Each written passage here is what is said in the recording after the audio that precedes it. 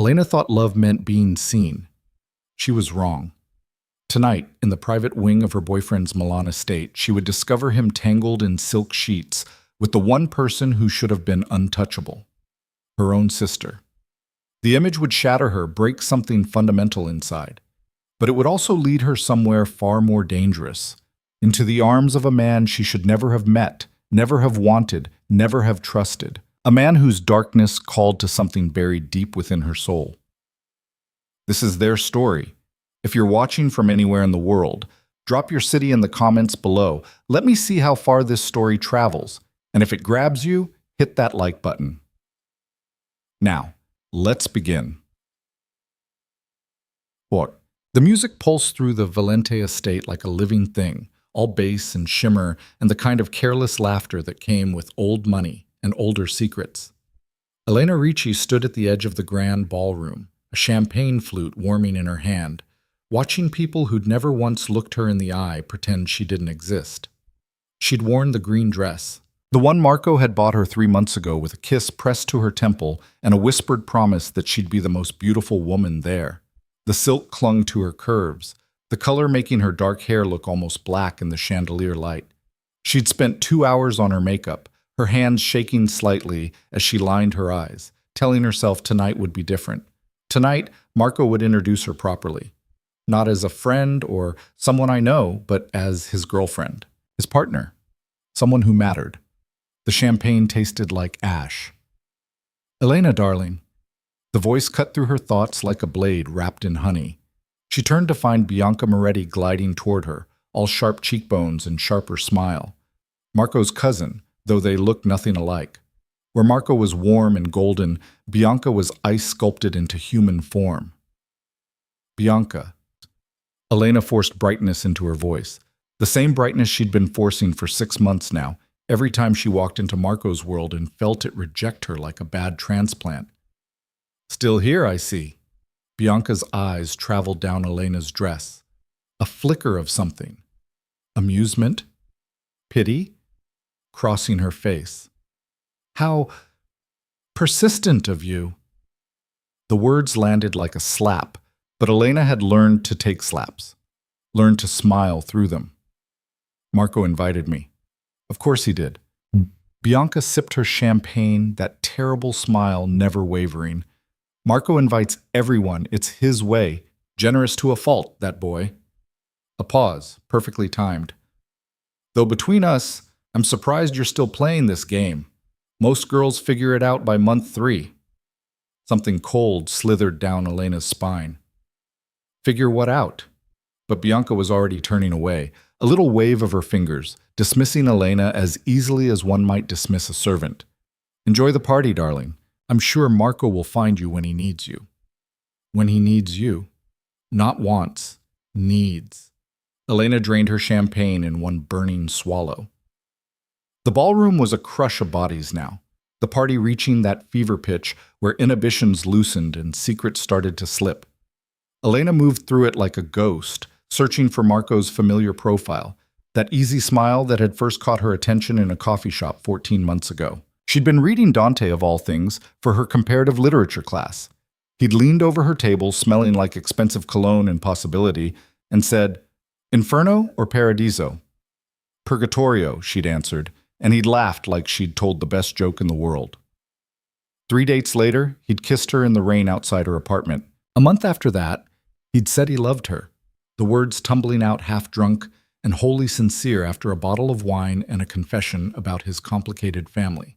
She'd believed him. She still wanted to believe him. She found Sophia first. Her sister stood near the terrace doors, wrapped in a dress that cost more than Elena's rent, her blonde hair swept up in a style that probably had a French name. At 26, Sophia had always been the beautiful one, the successful one, the daughter their parents actually bragged about. Regional manager at a luxury hotel chain, engaged to a doctor, picture perfect in every way that Elena wasn't. "Lena." Sophia's smile was warm, genuine, so different from Bianca's calculated ice. "I've been looking for you. This party is insane, isn't it? Have you seen Marco?" Something flickered across Sophia's face, too quick to name. "Not recently. You know how he gets at these things, playing host, working the room. She touched Elena's arm, her hand cool against Elena's skin. Are you okay? You look. I'm fine. The lie came automatically. Just trying to find my boyfriend in a house with approximately 700 rooms. Sophia laughed, but it sounded wrong. Hollow. Well, when you find him, tell him his family throws the most excessive parties in Milan. I've counted 4 ice sculptures so far. 5, Elena corrected. There's one in the library shaped like a swan. Of course there is. Sophia squeezed her arm. I need to make a call. Hotel crisis. Never ends. But find me later. We should catch up properly. It's been too long. It had been 3 weeks. They lived in the same city. But Elena just nodded and watched her sister disappear into the crowd, that wrong feeling still crawling under her skin. The estate was a labyrinth. Elena had been here a dozen times, but always to the public spaces. The ballroom, the dining room, the gardens. Never the private wings, never the parts of the house where the family actually lived. Marco had been clear about that. Father values his privacy, he'd said, and Elena hadn't pushed. She climbed the main staircase, her heels clicking against marble, and turned down a corridor lined with paintings that probably cost more than she'd earn in a lifetime. Voices drifted from behind closed doors, conversation, laughter, the clink of glasses. She tried 3 rooms, finding empty sitting areas and a library where 2 men argued in rapid Italian about politics or money, or both. The 4th door opened onto a private parlor, intimate and dimly lit. A bottle of expensive scotch sat on the sideboard, 2 glasses beside it. Music played softly, something classical that Elena didn't recognize, and through the half-open door to the bedroom beyond, she saw them. The world tilted, Marco's bare back, his shoulders moving in a rhythm Elena knew intimately. Blonde hair spilled across silk pillows, a woman's laugh, breathy and familiar and impossible. They were tangled together in a way that erased any possibility of misunderstanding, any hope of innocent explanation. And then the blonde head turned. Sophia's eyes met hers. For one infinite second, nobody moved. The universe held its breath. Elena's brain tried to reject what her eyes were reporting, tried to find some alternate explanation, some way this could be anything other than what it was. Then Sophia smiled. Not embarrassed, not guilty, satisfied. Like she'd won something.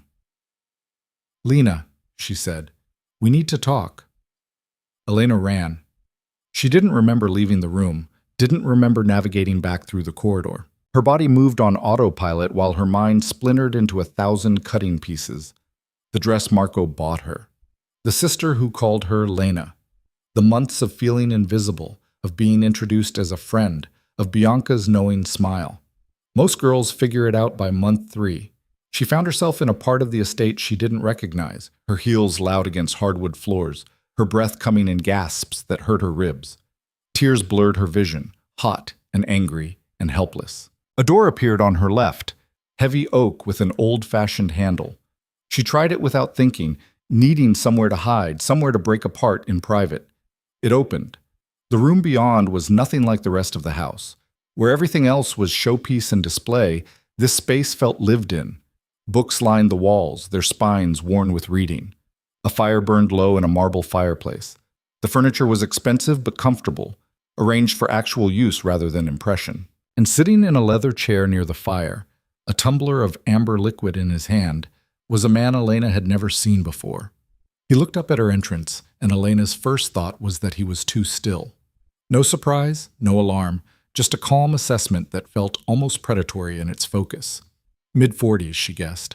Dark hair threaded with gray at the temples. Sharp features that might have been handsome if not for the hardness in them. The sense of violence carefully controlled. He wore a black shirt, sleeves rolled to his elbows, and his eyes were the color of storm clouds before lightning struck.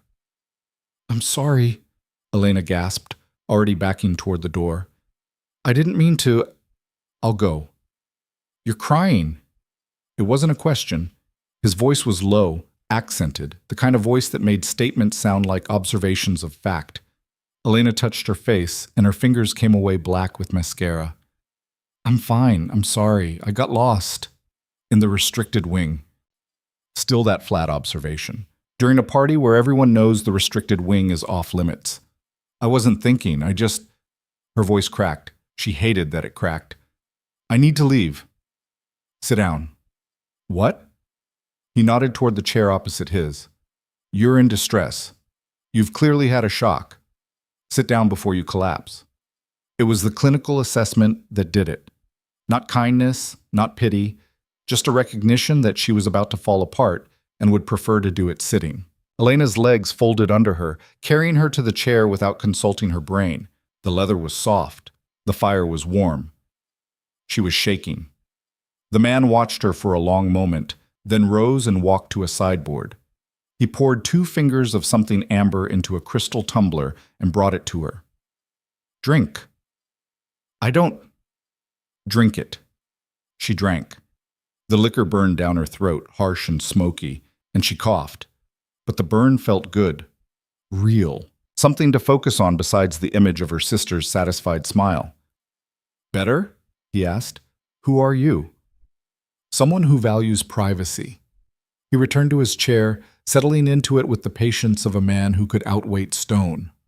Which makes your presence here interesting. I told you I got lost. Running from something, more likely. Those storm cloud eyes studied her. Or someone.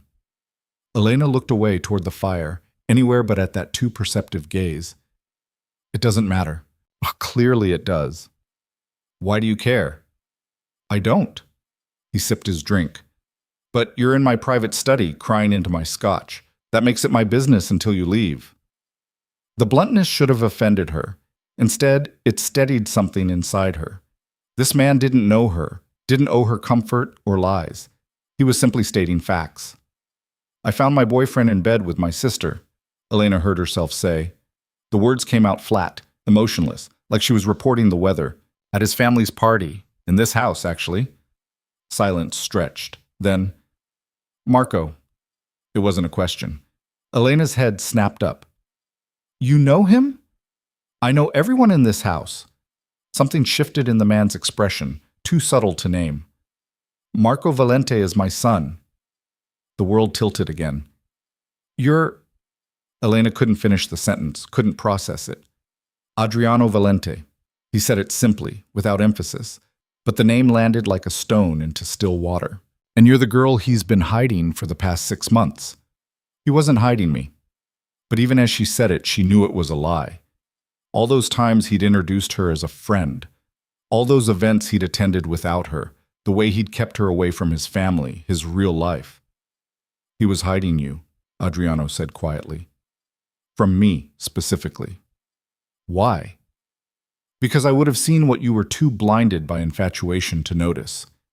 He leaned forward slightly, his gaze holding hers. My son is a child playing at being a man. He takes what he wants and discards it when he's bored. He surrounds himself with beautiful things and breaks them for entertainment. And he has been, for the past 6 months, systematically destroying you. The words should have hurt. They were meant to hurt. But something in Elena recognized their truth. You don't know me, she whispered. I know women who love men who don't deserve them. Adriano's voice dropped even lower. I know what it looks like when someone gives everything and receives nothing but cruelty in return. And I know, he stopped himself. Know what? That you deserve better than my son from the first moment you met him. The sincerity in his voice broke something loose in Elena's chest. The tears came then, hot and helpless, all the months of feeling small and invisible and wrong, pouring out in ugly sobs that shook her whole body. She covered her face with her hands, humiliated to be falling apart in front of a stranger, unable to stop. She heard movement. Then a handkerchief appeared in her blurred vision, white linen with initials embroidered in dark thread. I'm sorry, she gasped. Don't apologize for having feelings. Adriano's voice came from closer than before. He'd moved to perch on the edge of his desk, within arm's reach but not touching. Apologize for wasting them on people who don't value them. Elena took the handkerchief and pressed it to her face. It smelled like sandalwood and something darker, something that reminded her of old books and older secrets. When she finally lowered it, her breathing had steadied. Your sister, Adriano said. Was this the first time? I don't know. The admission felt like failure. I never suspected. We weren't very close, but I thought... She couldn't finish. You thought family meant loyalty. Stupid, right? Human. He tilted his head slightly, studying her. Tell me something. When you realized what they were doing, what was your first instinct? To run. And your second? Elena thought about it. Beneath the hurt and betrayal, beneath the shock, there had been something else, something cold and clarifying. To burn it all down. Adriano's mouth curved, not quite a smile. Good. Good? Anger is better than grief. Anger has teeth. They sat in silence for a moment. The fire crackled. Somewhere distant, the party continued, oblivious. I should go, Elena said finally. Thank you for… what? The scotch? The brutal honesty? The strange comfort of being seen, really seen, for the first time in months? Everything. She stood, smoothing down her dress, aware suddenly of how she must look. Makeup destroyed, eyes swollen, wearing heartbreak like a second skin. Elena. She turned back. Adriano was still perched on the desk, but something had shifted in his expression. He looked at her like she was a puzzle he wanted to solve, a mystery worth investigating. Yes? Do you have somewhere safe to go tonight? The question surprised her. My apartment. Good. Don't go back to the party. Take the servants' entrance, down the hall, third door on the left, through the kitchen. No one will see you leave. He paused. And Elena? My son is a fool, but you're not. Remember that. She nodded, not trusting her voice, and turned toward the door. One more thing. She looked back. Keep the handkerchief. Elena fled through corridors that smelled like money and old wood, found the kitchen exactly where he'd said it would be, slipped past startled staff and into the cool Milan night. She didn't stop running until she was 3 blocks away, her heels in her hand, her feet bleeding on the cobblestones. Only then did she let herself think about what had just happened. Not the betrayal, that was too raw, too big to process, but the stranger in the study, Adriano Valente, Marco's father. The man who'd looked at her and seen someone worth speaking truth to. She pulled out her phone with shaking hands. 17 missed calls from Marco, 8 from Sofia, a dozen texts that ranged from apologetic to angry to confused. She deleted them all without reading. Then she called a cab and went home to her tiny apartment, where she sat on the bathroom floor until dawn, holding a monogrammed handkerchief and trying to remember who she'd been before tonight shattered her into pieces. The next morning arrived too bright and too loud, sunlight stabbing through the gaps in Elena's curtains like an accusation. She'd slept in her dress, passed out somewhere around 4 a.m. with her head on the toilet seat and her body too exhausted for tears.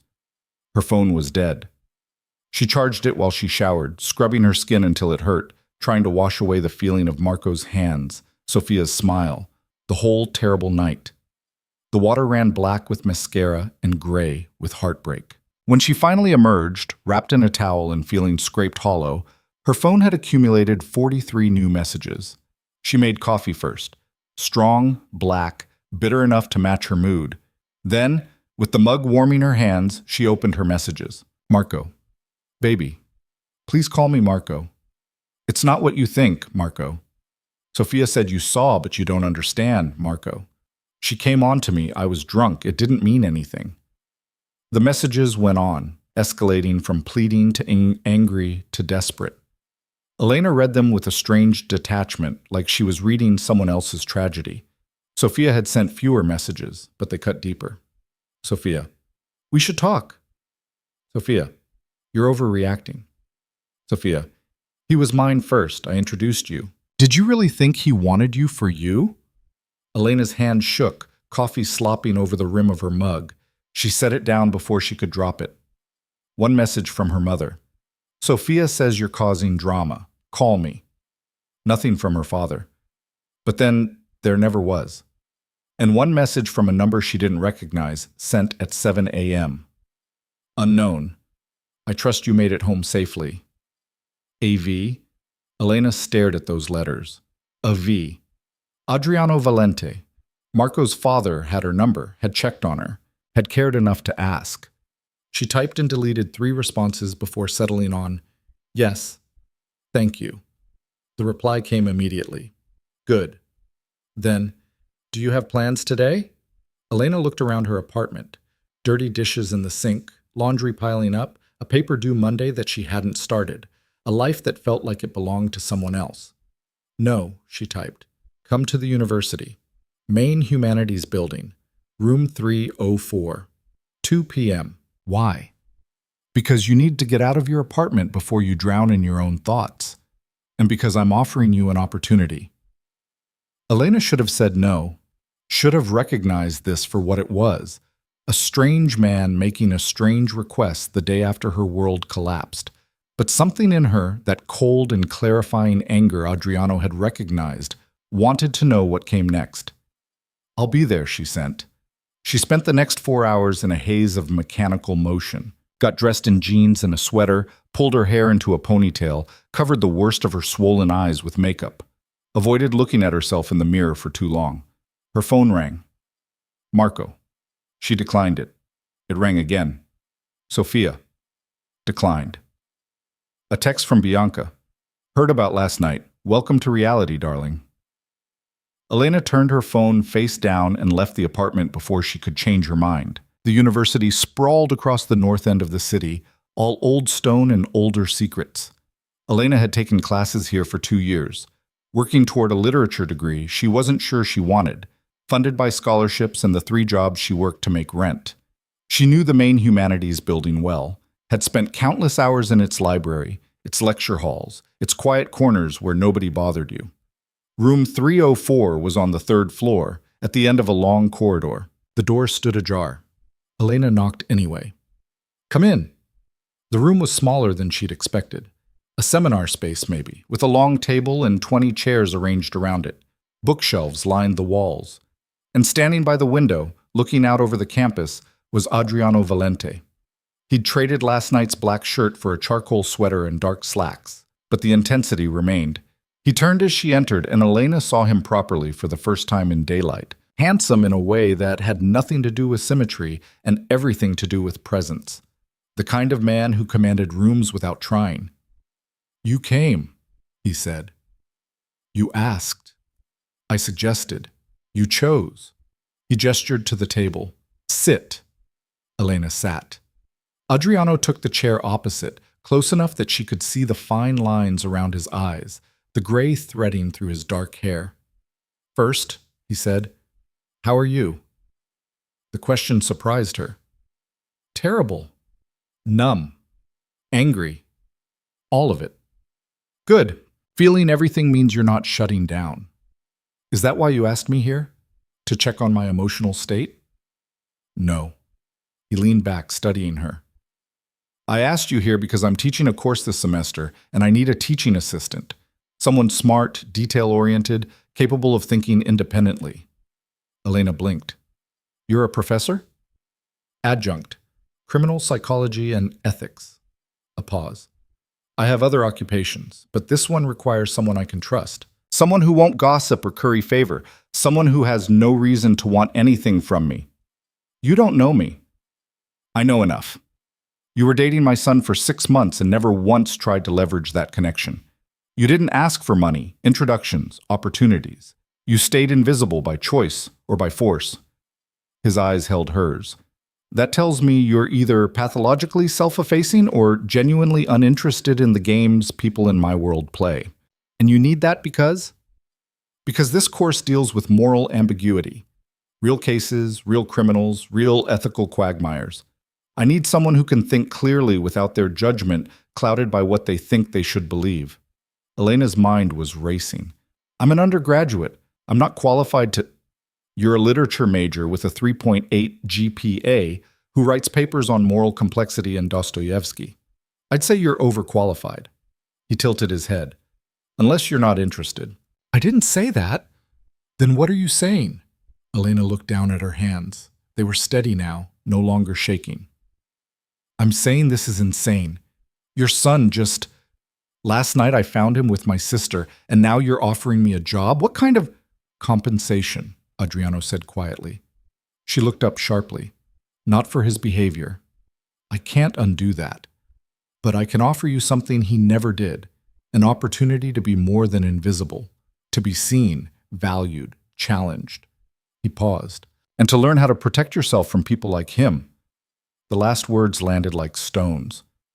People like him, Elena repeated. Predators, manipulators, people who see others as objects to be used and discarded. Adriano's voice was flat, matter-of-fact. My son learned those skills from watching me, but unlike me, he has no discipline, no purpose beyond his own pleasure. He's dangerous because he's careless. And you're dangerous because you're not.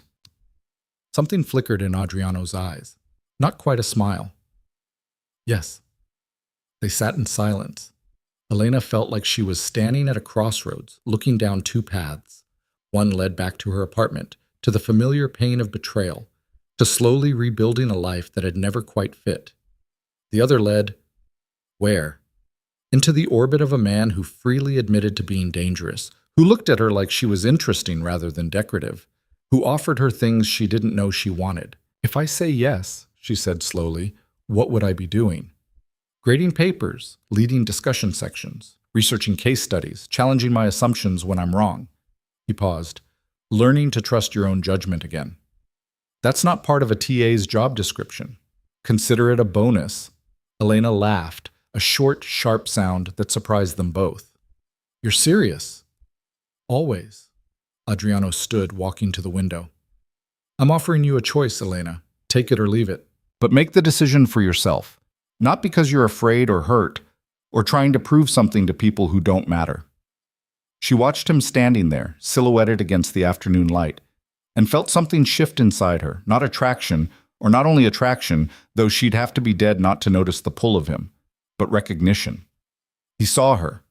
Not as Marco's girlfriend or Sophia's sister or her parents' disappointing daughter, just as herself. When does the course start? She asked. He turned back, and this time his mouth definitely curved. Tomorrow. Monday morning, 9 a.m. Be here 30 minutes early. That's not much notice. Do you need more time to decide? Elena thought about her apartment, her phone full of messages from people who'd betrayed her, her life that felt like it was held together with tape and willpower. She thought about Adriano saying you deserved better, like he meant it. No, she said. I'll be here. Good. He moved to the desk, pulled out a folder, handed it to her. Reading list and course syllabus. Familiarize yourself with the first 3 cases by tomorrow. Elena took the folder. Their fingers didn't touch, but she felt the near miss like static electricity. Adriano, she said, then stopped. Using his first name felt both too intimate and not intimate enough. Yes? Why are you really doing this? He looked at her for a long moment, and Elena saw something complicated move behind his eyes. Anger, maybe, or regret. Something old and unresolved. Because my son is exactly what I made him to be, he said finally, and watching him hurt you reminded me of every reason I try to be better than what I was. He paused. Consider this my penance. I'm not your redemption project. No, you're a capable woman who got dealt a bad hand. I'm simply offering you better cards. Elena clutched the folder to her chest. I should go. Read these. Elena? She stopped at the door. The course material will be difficult, uncomfortable. Some of the cases involve, he hesitated, violence, manipulation, abuse. If at any point it becomes too much, you can walk away. No judgment. I won't walk away. Don't make promises you can't keep. I'm not. She met his eyes. I'm tired of running. Last night was the last time. Something in his expression softened, just fractionally. Then I'll see you tomorrow morning. Elena walked back through the campus in a daze, the folder heavy in her hands. She found a bench in the gardens and opened it. Inside, a detailed syllabus, 3 case studies, and a handwritten note in sharp, precise script. The only way out is through. AV. She read the first case study. A Milanese businessman who'd run a protection racket for 15 years before turning informant. The second, a woman who'd killed her abusive husband and claimed self-defense. The third made her stomach turn. A crime family that had operated for 3 generations before being brought down by one member's testimony. This was Adriano's world, or had been. The darkness he'd admitted to, the danger he'd warned about. Elena should have been afraid. Instead, she felt hungry to understand. Her phone buzzed. Marco again. She turned it off completely and kept reading. That night, Elena dreamed of fire. Of the Valente estate burning, silk and secrets going up in flames while she stood and watched, Adriano's handkerchief pressed to her mouth. In the dream, Marco called her name, but she didn't turn around. She just kept walking toward something she couldn't see but knew was waiting. She woke before dawn, heart pounding, the taste of smoke phantom bitter on her tongue. Got up, made coffee, reread the case studies until she could recite key details from memory. At 8:30 a.m., she was standing outside room 304. At 8:31, Adriano opened the door, looking unsurprised to find her early. "Coffee?" he asked, holding up a thermos. "Already had 3 cups." "Nervous?" "Determined." He smiled, a real smile this time, with teeth and warmth and something that might have been pride. "Come in. We have work to do." The next hour passed in a blur of discussion and preparation. Adriano walked her through his teaching philosophy, Socratic method, challenging assumptions, forcing students to confront their own biases. He gave her a stack of papers to grade, first-week assignments testing moral reasoning. "Be honest," he said, "but not cruel. There's a difference." "Like what you were with me? In your study?" "Exactly like that." He paused. "Did it help?" Elena considered. "Yes. I needed truth, not comfort. Most people say they want truth, but run from it when offered." "I'm not most people." "No," Adriano said quietly. "You're not." At 9 a.m., students began filtering in. 23 of them, mostly upperclassmen, looking at Elena with curiosity when Adriano introduced her as his TA. A few she recognized from campus.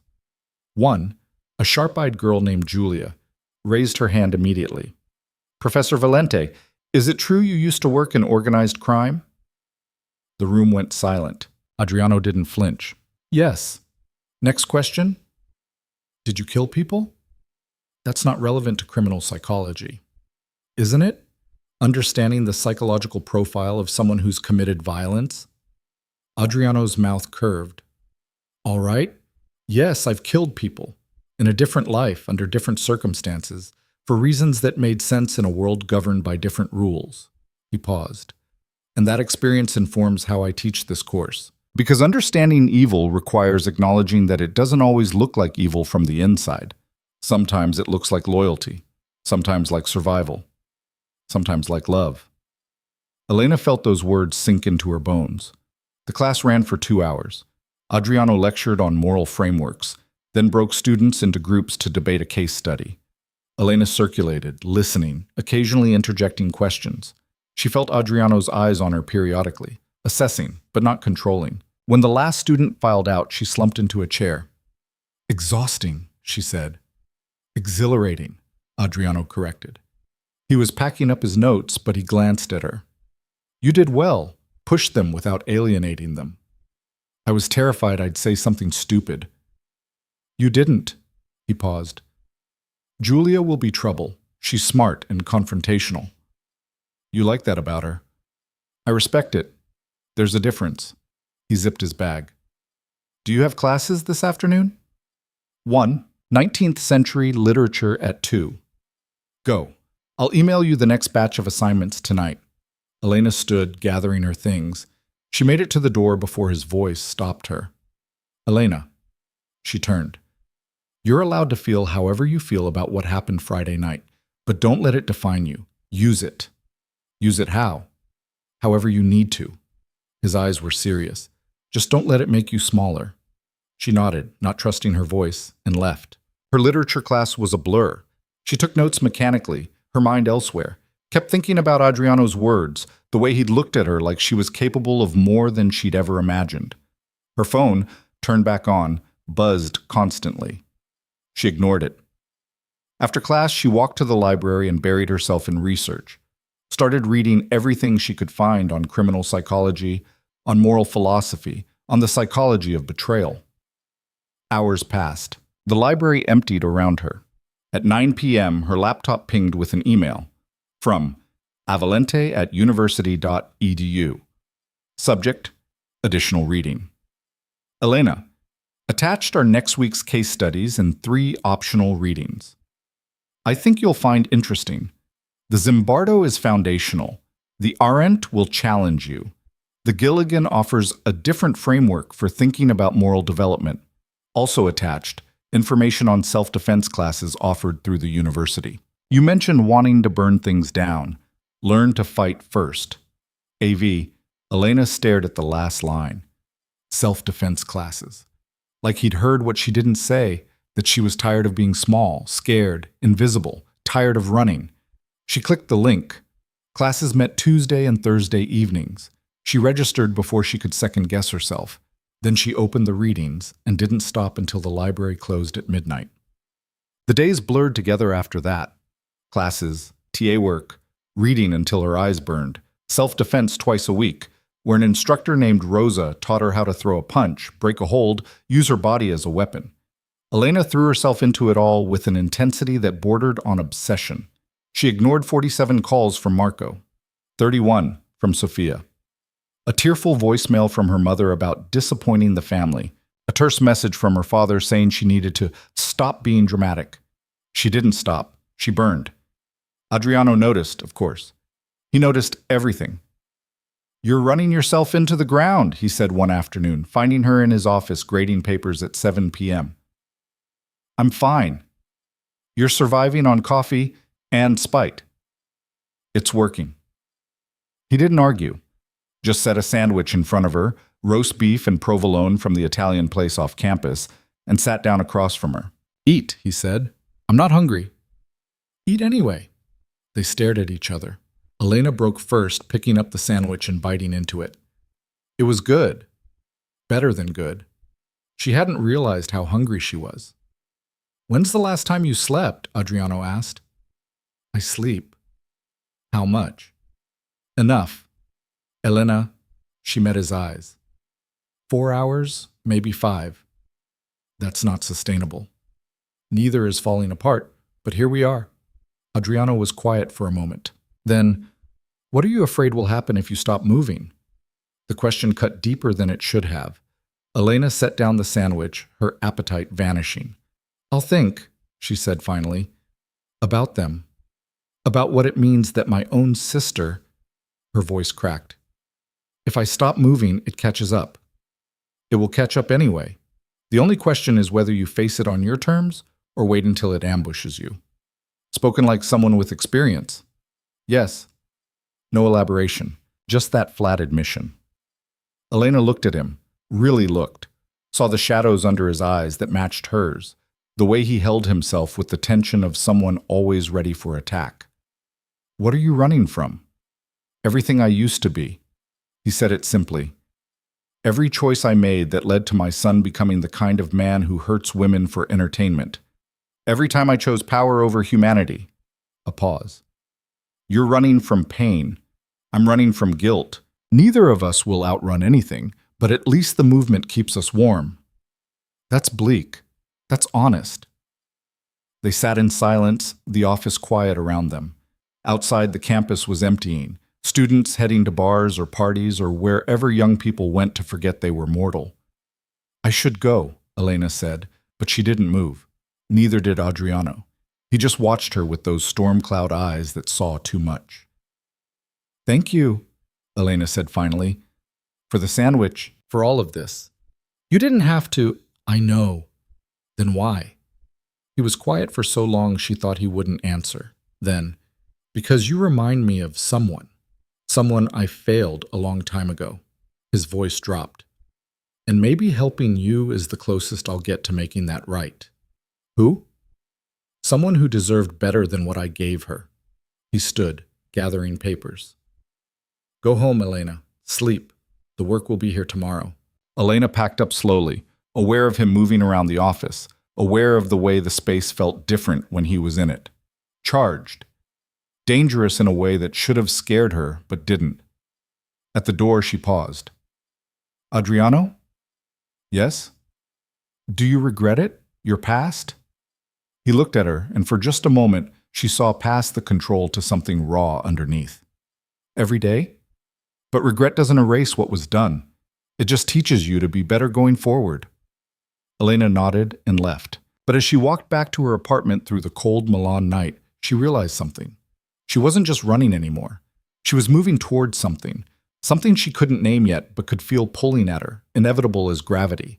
And somehow, terrifyingly, it had everything to do with the dangerous man who saw her as more than she'd ever been allowed to be.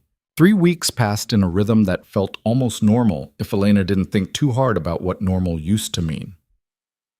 Monday, Wednesday, Friday mornings in Adriano's classroom, watching him dismantle student certainties with surgical precision.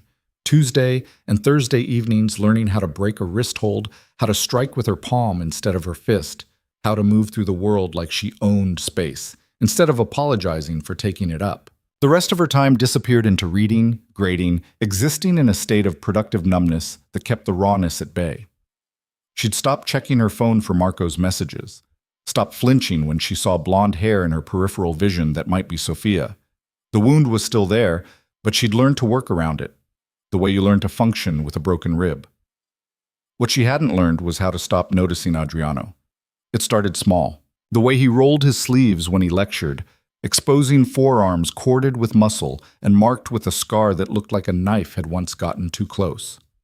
The furrow between his brows when a student made a particularly insightful point, like he was reassessing them in real time. His hands when he graded papers, long fingers moving with the same precision he brought to everything else.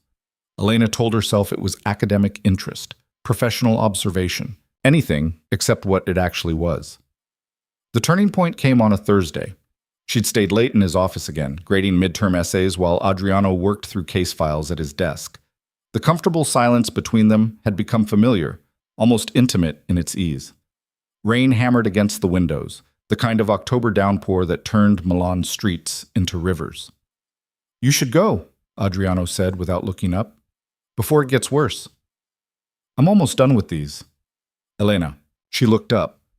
He was watching her with that expression she'd started to recognize, concern wrapped in command, like he couldn't quite figure out how to be gentle, so he settled for direct. "I don't have an umbrella," she admitted. "There's one in the closet." "I'll bring it back tomorrow." "Keep it." He returned to his files. Considerate payment for putting up with Julia's essay on moral relativism. Elena laughed despite herself. "That bad?" She argued that morality is entirely cultural, and therefore any action can be justified within its proper context. That's not necessarily wrong. It's intellectually lazy. Adriano set down his pen. Moral relativism, taken to its logical conclusion, excuses every atrocity ever committed. It's the philosophy of people who want permission to do terrible things without feeling terrible about them. Speaking from experience, the words were out before Elena could stop them. The air in the room shifted, went sharp. Adriano looked at her for a long moment. "Yes. I didn't mean... You did, and you're right to ask." He leaned back in his chair, studying her. "What do you want to know?" Elena's mouth went dry. This was the line they'd been dancing around for 3 weeks, the unspoken boundary between professor and TA, between the man offering her a second chance and the darkness he'd admitted to carrying. "Why did you leave?" she asked. "That life. The one where you..." She couldn't finish. "Killed people?" Adriano's voice was steady, almost clinical. "Because I met someone who made me want to be better than what I was." "Who?" "My wife." Something flickered across his face, too quick to name. "Marco's mother." Elena hadn't known he'd been married. He never mentioned it, never wore a ring. "What happened to her?" "She died 8 years ago." He said it flatly, like he was reporting a fact rather than a loss. "Cancer, fast and brutal, and completely indifferent to how much money I threw at trying to stop it." "I'm sorry." "Don't be. She got free of me. That's more than most people in my orbit can say." He stood, moving to the window. Rain streaked the glass, turning the campus lights into watercolor. "She saw something in me worth saving, convinced me to walk away from the family business, to build something legitimate. And for a while, I believed I could be the man she thought I was. What changed? She died. And Marco, Adriano's jaw tightened. He was 15, angry at the world, angry at me for not being able to save her. I tried to be there for him, but I didn't know how. I'd spent 20 years learning how to hurt people and 5 learning how to pretend I was human. I wasn't equipped to teach a boy how to grieve. Elena thought about Marco, the careless cruelty in him, the way he took what he wanted and discarded it. So he learned from watching you, from watching what I used to be, the parts of me I thought I'd buried. Adriano turned back to her. I built an empire on violence and fear. When I walked away, I thought I could leave that behind. But you don't bury that kind of darkness. You carry it, and children see it, even when you're trying to hide it. The confession sat heavy between them. Elena should have been frightened. This man was admitting to things that should send her running, but all she felt was a strange recognition, like he was describing something she understood in her bones. "Do you regret having him?" she asked quietly. "Marco?" "I regret what I made him into." Adriano moved back to his desk but didn't sit. "I regret every choice that led to him becoming someone who could hurt you without losing sleep over it. But no, I don't regret his existence. Even though he's a monster." Adriano's mouth twisted. "He's my monster, my responsibility, my failure." He paused, which is why what I'm about to tell you is complicated. Elena's stomach tightened. "Tell me what?" "He knows you're working for me." The words landed like a punch. "How?" "Julia mentioned it to someone, who mentioned it to someone else, and eventually it got back to him." Adriano's expression was unreadable. "He came to see me yesterday. Wanted to know why I'd hired his ex-girlfriend as my teaching assistant." "What did you tell him?" "That you're qualified, and what happened between you two is none of my business." A pause. "He didn't take it well." "Meaning?" "Meaning he thinks I'm trying to punish him. Using you to—" Adriano stopped himself. "To what?" "It doesn't matter what he thinks. It matters to me." Elena stood, her papers forgotten. "What did he say?" Adriano's eyes held hers. "He said I've always taken things from him. That this is just another example of me stealing what's his." The possessiveness in those words made Elena's skin crawl. "I was never his." "I know that. You know that. Marco has a different perspective." "And what's your perspective?" The question came out sharper than she intended. "Am I just a piece in whatever game you're playing with your son?" "No." The word was hard, absolute. "This stopped being about him the moment you walked into my study, crying. You became yours then. Not his, not mine. Yours." The certainty in his voice did something to Elena's chest, made it hard to breathe. "He's going to make this difficult," Adriano continued. "Marco doesn't like losing, and he especially doesn't like losing to me. I'm not a prize to be won." "I know, he doesn't." Adriano moved closer, not quite crowding her, but near enough that she could smell sandalwood and rain. "I'm telling you this because you have a right to know what you're walking into. If you want to quit, I'll write you a recommendation for any position you want. No questions, no judgment." Elena thought about it. About the easy path, the safe path, the one where she didn't have to navigate the minefield of Adriano and Marco and whatever twisted family dynamics were playing out around her. Then she thought about the past 3 weeks, about feeling sharp and capable and seen for the first time in months. "I'm not quitting," she said, "even knowing it might get messy. It's already messy. I'm just choosing which mess I'd rather be standing in." Something that might have been approval crossed Adriano's face. "All right. But Elena, be careful. My son can be charming when he wants something." "I know exactly what your son is." "Do you?" Adriano tilted his head slightly. "Because he's going to try to win you back. Not because he wants you, but because he can't stand the idea of you choosing anything over him." "Let him try." Elena heard the steel in her own voice and barely recognized it. "I'm done being the girl who makes herself small for men who don't deserve her." Adriano smiled then, a real smile that transformed his face from severe to something almost beautiful. "Good. Hold on to that." The moment stretched between them, charged with something Elena didn't want to name. Then Adriano stepped back, breaking whatever spell had formed. "Go home," he said, his voice rougher than before. Before the rain gets worse. Elena gathered her things in a daze, hyper-aware of him watching her move around the office. At the door, she paused. Adriano? Yes? Thank you for warning me. It's the least I can do. A pause. And Elena? Lock your door tonight, just in case. The word sent a chill down her spine, but she nodded and left, umbrella in hand, stepping out into rain that felt like a baptism. She made it halfway across campus before she saw him. Marco stood under a streetlight, rain plastering his golden hair to his skull, his expensive jacket soaked through. He looked nothing like the careless boy who'd smiled at her over coffee 15 months ago. He looked desperate. Elena, please. His voice carried across the empty quad. Just talk to me. Every instinct screamed at her to run, but she was so tired of running, she stopped, didn't move closer, but didn't flee either. What do you want, Marco? I want to apologize. He took a step forward. She took one back. He stopped. What happened that night? It was a mistake. A terrible, stupid mistake. You sleeping with my sister was a mistake, or getting caught was the mistake? Both, neither, I don't know. He ran a hand through his wet hair. I was drunk and she was there and I wasn't thinking about me? About us? About the fact that she's my sister?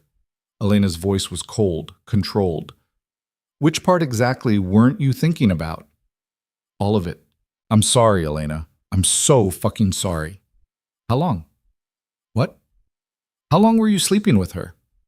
Elena watched his face, saw the calculation happen in real time. Don't lie to me. I'll know. Marco's shoulders sagged. 3 months. Since July. July. They'd celebrated her birthday in July. He'd taken her to dinner, bought her earrings she couldn't afford, told her he loved her while Sophia's texts were probably already on his phone. Did she know? Elena asked. That you and I were together? Yes. Of course she did. Sophia always knew everything. That was what made it perfect, made it hurt exactly the way it was designed to hurt. Get away from me, Elena said quietly. Baby, please. Don't call me that. Don't call me anything. We're done, Marco. We were done the moment I walked into that room. My father got to you. It wasn't a question. Marco's expression shifted, went ugly. He turned you against me. Your father gave me a job. You turned me against you all by yourself. It's not about the job. Marco moved closer, and this time Elena stood her ground.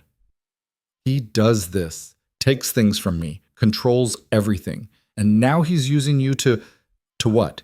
Punish you? Elena laughed, harsh and bitter. You think you're that important? You think this has anything to do with you? Everything he does has to do with me. I'm his son, his legacy, his disappointment. The words came from behind Elena. She turned to find Adriano standing 10 feet away, an umbrella in his hand and murder in his eyes. His greatest failure. Father, Marco's voice dripped with venom. Come to claim your prize? She's not a prize. She's a person. Something you've never managed to understand. And you do? You who spent 20 years treating people like assets to be acquired and disposed of? Marco's laugh was vicious. At least I'm honest about what I am. You're still pretending to be something you're not. Adriano moved with the speed that shocked Elena. One moment he was standing still, the next he had Marco by the throat, slammed against the streetlight hard enough to make the metal ring. Listen very carefully, Adriano said, his voice deadly calm. You will leave Elena alone. You will not call her, text her, follow her, or speak to her. If I hear you've so much as looked in her direction, I will make you regret every choice that led to this moment. Do you understand? You're threatening me? Your own son. I'm protecting someone who deserves protection from someone who deserves consequences. Adriano's grip tightened. Answer the question. Fuck you. Adriano smiled, and it was the most frightening thing Elena had ever seen. That's what I thought. He released Marco, who stumbled back, coughing. For a moment, Elena thought Marco might attack. His hands were fists, his whole body coiled with rage. But something in Adriano's stillness made him reconsider. This isn't over, Marco spat. Yes, it is. Adriano stepped between Marco and Elena, a wall of controlled violence. Go home, sober up, and stay away. Marco looked at Elena over his father's shoulder. You're making a mistake. He's going to hurt you worse than I ever could. Maybe, Elena said, but at least he's honest about the danger. Marco left, his footsteps angry splashes in the rain. Elena watched him disappear into the darkness, something in her chest loosening. Adriano turned to her. Are you all right? I'm fine. She wasn't, not really, but she was holding together. You didn't have to do that. Yes, I did. He handed her the umbrella. You forgot this in my office. Elena took it, their fingers brushing. The contact sent electricity up her arm. He said you take things from him. I do. His illusions. His sense of entitlement. His belief that he can do whatever he wants without consequences. Adriano's jaw was tight. He's not wrong that I failed him, but that doesn't give him the right to hurt you. Why do you care? The question burst out of Elena before she could stop it. Really? Why does any of this matter to you? Adriano looked at her for a long moment, rain falling between them like a curtain. Because you deserve someone who cares, and because... He stopped himself. Because what? Because I'm selfish enough to want to be the one who does. The confession hung in the air, raw and honest and completely inappropriate. Elena should have stepped back, should have laughed it off, should have done anything except what she actually did, which was move closer. That's a terrible idea, she whispered. I know. Adriano didn't move. You're my student, my son's ex, 20 years younger than me. Every version of this is wrong. Then why does it feel like the first honest thing that's happened to me in months? Because you're confusing gratitude for attraction. Are you? Elena challenged, confusing guilt for interest. No. The word was certain. I know exactly what this is, which is why it can't happen. Because you're a good person? Because I'm not. Adriano's voice dropped. I'm dangerous, Elena. Not in the way Marco is with his careless cruelty, but in ways that would break you if you got too close. Maybe I'm tired of playing it safe. Safe keeps you alive. Alive isn't the same as living. They stood there, rain-soaked and staring at each other, the space between them charged with everything they weren't saying. Elena could feel her heart hammering against her ribs, could feel the pull of him like gravity. Adriano broke first. He stepped back, and the loss of his proximity felt like cold water. Go home, he said roughly. We'll pretend this conversation didn't happen. And if I don't want to pretend, then you're smarter than I gave you credit for. He turned away. I'll see you Monday, Miss Ricci. The formality was deliberate, a wall thrown up between them. Elena wanted to rage against it, to demand he stop treating her like she was fragile, but she just nodded and walked away, the umbrella useless against the rain that had already soaked through her clothes. She didn't look back. If she had, she would have seen Adriano standing motionless in the downpour, watching her go with an expression that looked dangerously close to longing. The weekend passed in a blur of restless energy. Elena threw herself into reading, into cleaning her apartment, into anything that would stop her from thinking about the way Adriano had looked at her in the rain. Monday arrived too fast and not fast enough. She showed up early to his office, professional and prepared, determined to act like nothing had changed. Adriano matched her energy, all business and academic discussion. But there were moments when his hand brushed hers passing papers, when their eyes met across the classroom, when she caught him watching her with an intensity that had nothing to do with teaching, where the pretense felt paper thin. Julia noticed first. Something's different, she said after class, cornering Elena in the hallway. With you and Professor Valente. I don't know what you mean. Elena kept her voice neutral. Yes, you do. Julia's eyes were sharp. The way he looks at you, the way you look at him, it's...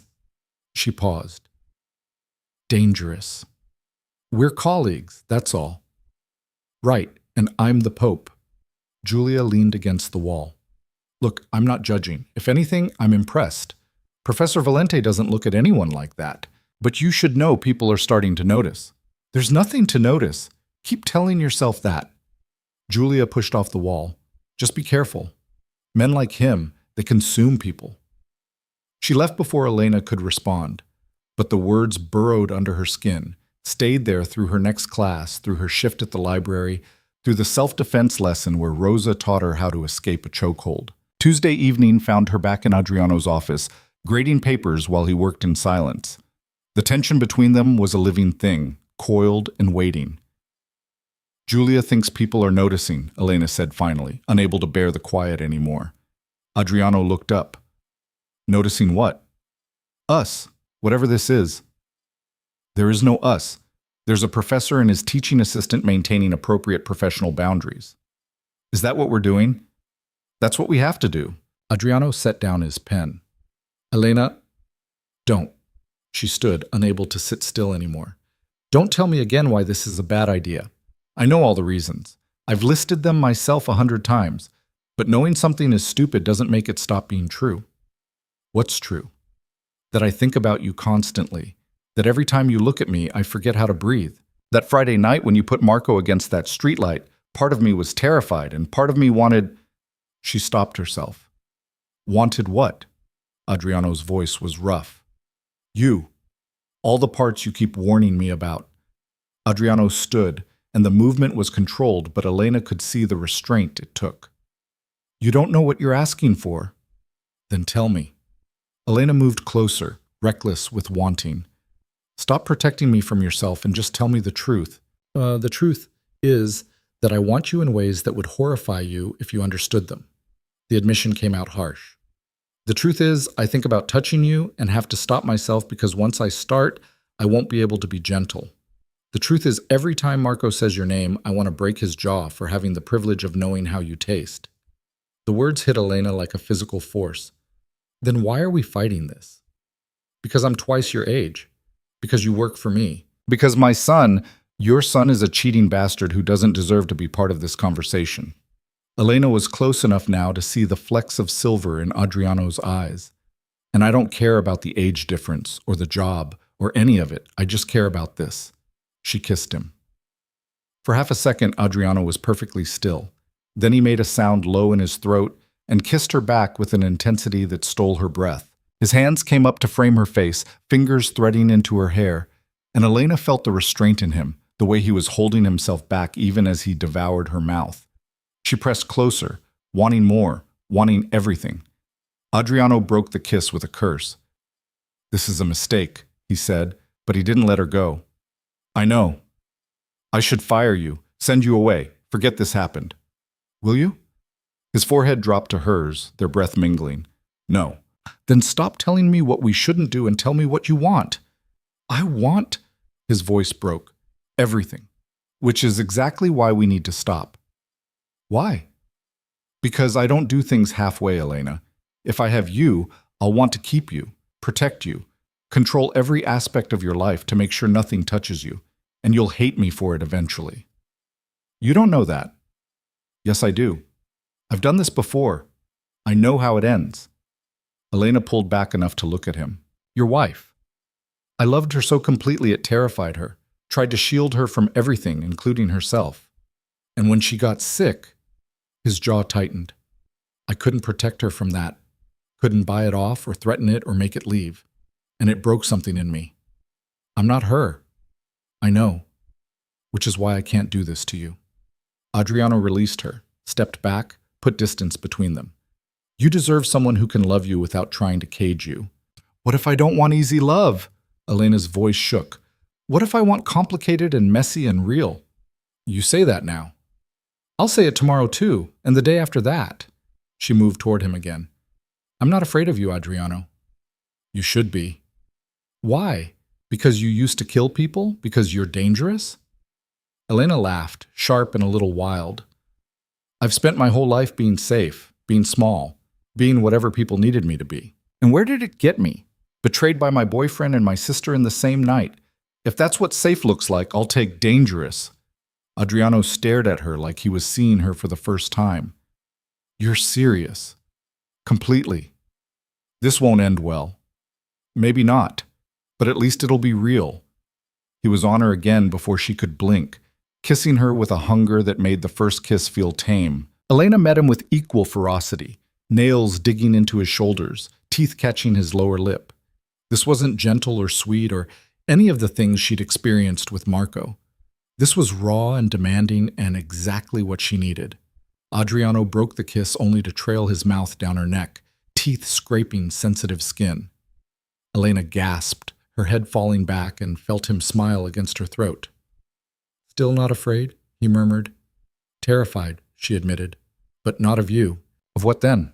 "Of how right this feels." That stopped him. He pulled back, searched her face with an intensity that felt like touch. "Elena?" A knock on the door made them spring apart like teenagers caught by parents.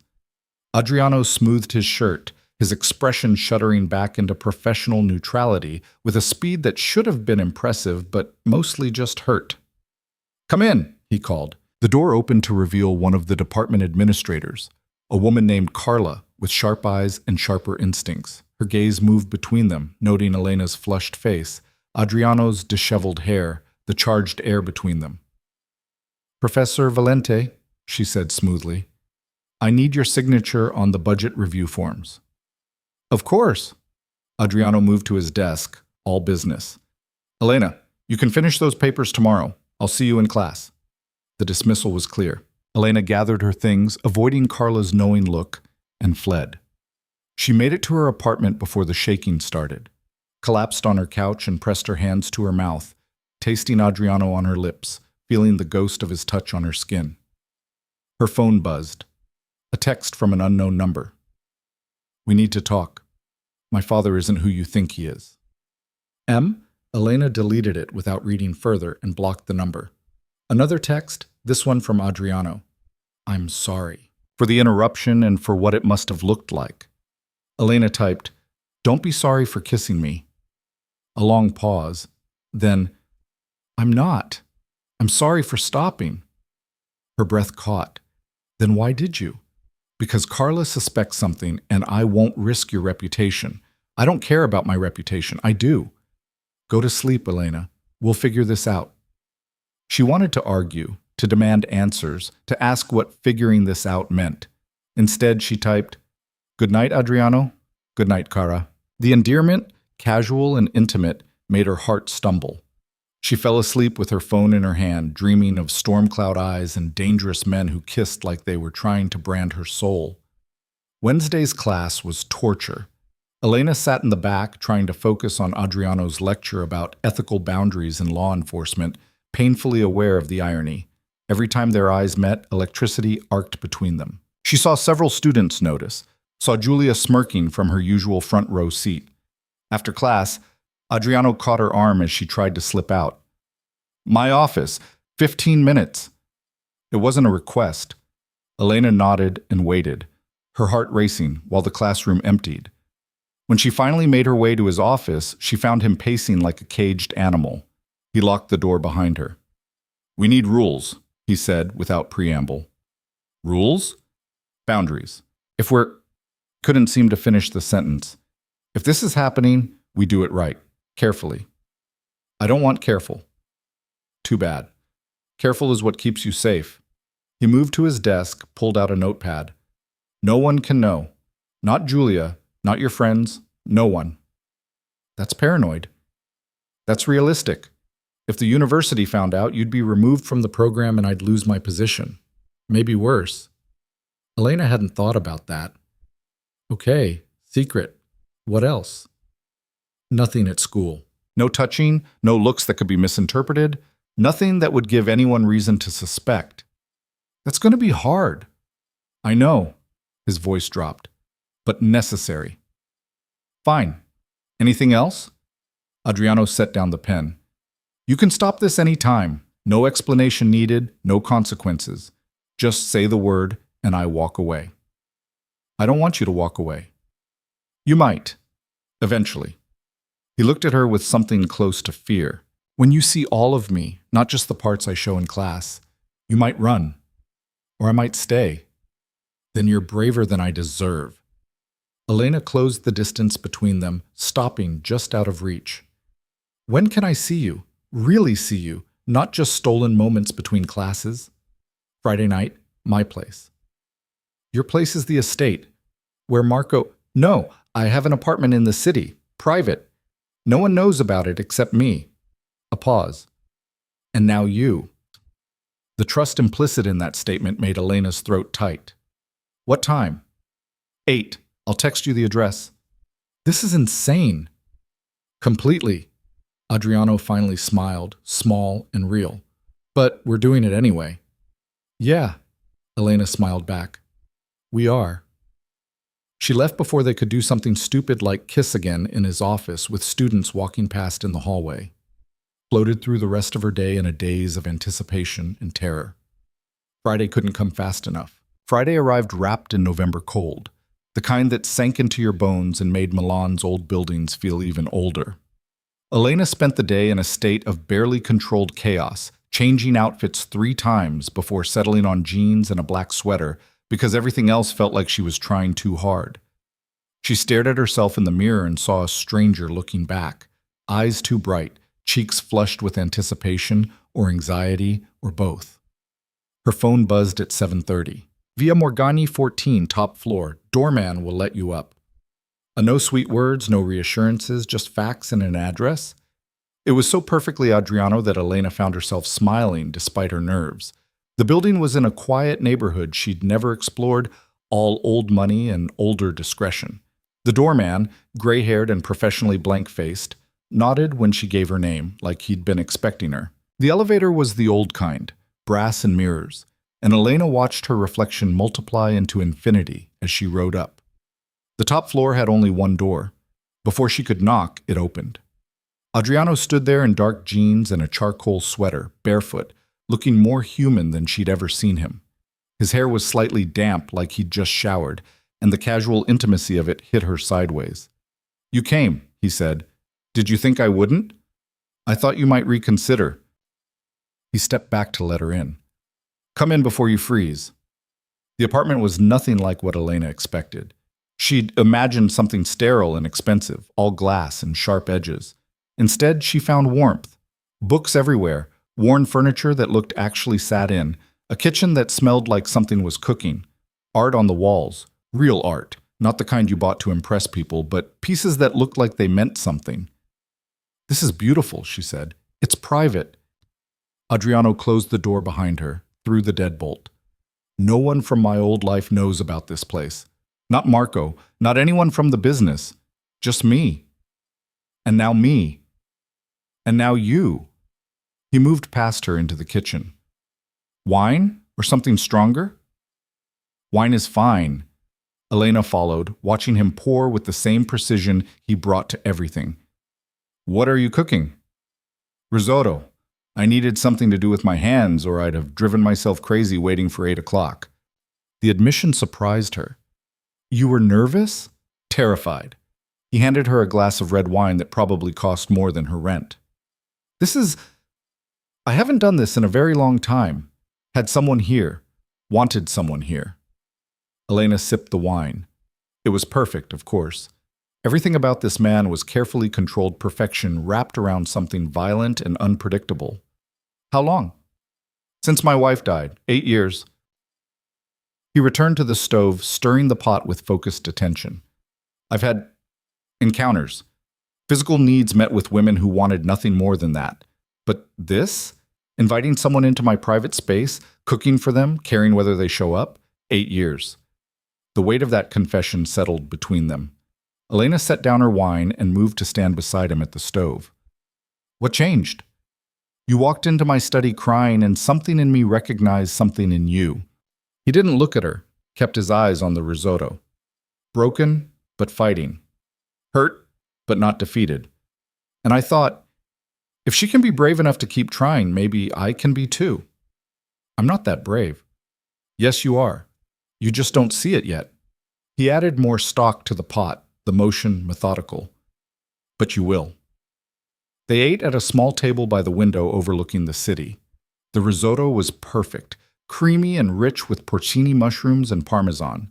Elena couldn't remember the last time someone had cooked for her, the last time she'd felt this specific kind of cared for. "Tell me something," Adriano said, refilling her wine. "Something you've never told anyone." Elena thought about it. "I used to write poetry, terrible, angsty teenage poetry about feeling invisible and wanting to matter. I filled 3 notebooks with it." What happened to them? I burned them when I started dating Marco. He saw one once, made a joke about it being melodramatic, and She shrugged.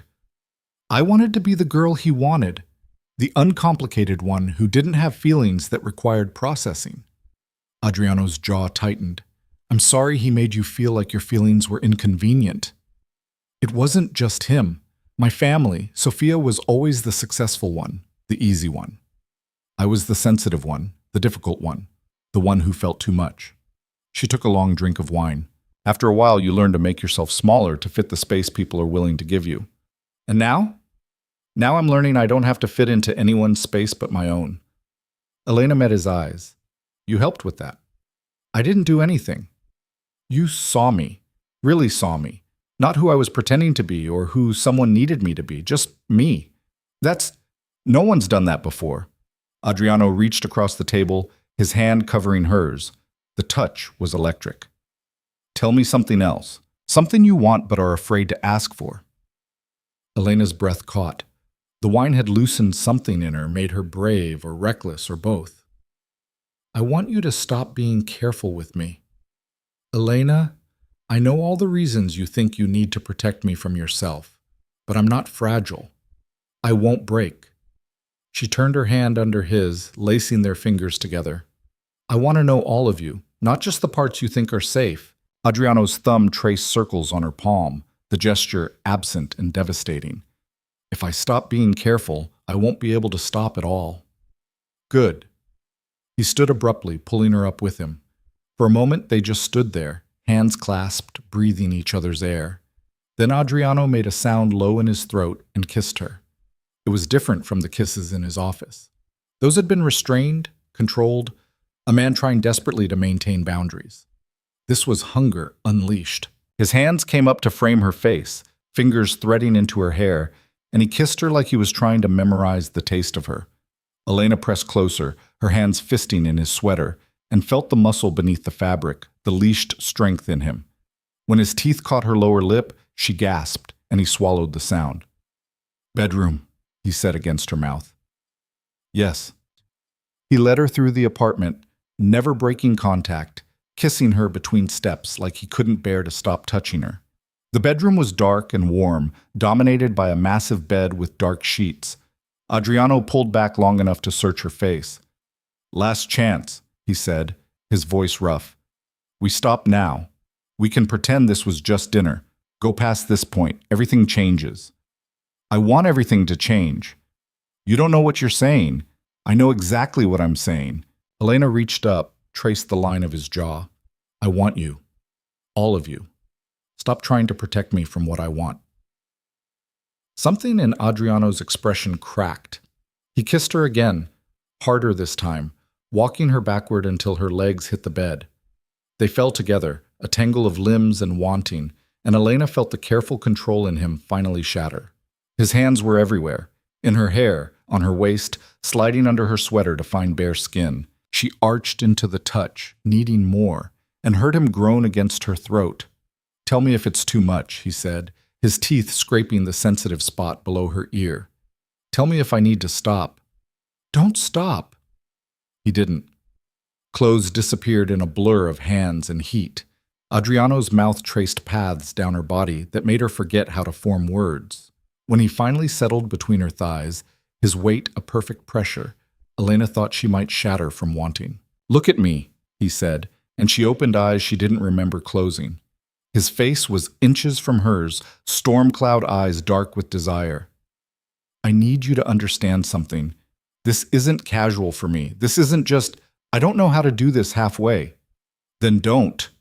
He kissed her once more, thorough and claiming, then pushed into her with a slowness that felt like worship and torture combined. Elena's breath left her in a rush, her hands clutching his shoulders, nails biting into muscle. Breathe, Adriano murmured against her temple. Just breathe, Cara. She did, adjusting to the feel of him, the overwhelming fullness. Then he moved, and thought became impossible. There was only sensation, the slide of skin on skin, the rhythm they found together, the way he watched her like she was the only thing that mattered in the world. It wasn't gentle, it wasn't careful, It was raw and honest and more intimate than anything Elena had ever experienced. When she finally broke apart, Adriano's name on her lips, he followed her over with a sound that was half prayer, half surrender. After, they lay tangled together, breathing hard, the room heavy with the scent of sex and sandalwood. Adriano's fingers traced idle patterns on her shoulder, and Elena felt more settled in her own skin than she had in months. "Stay," he said quietly. "Tonight. Stay with me." "Okay."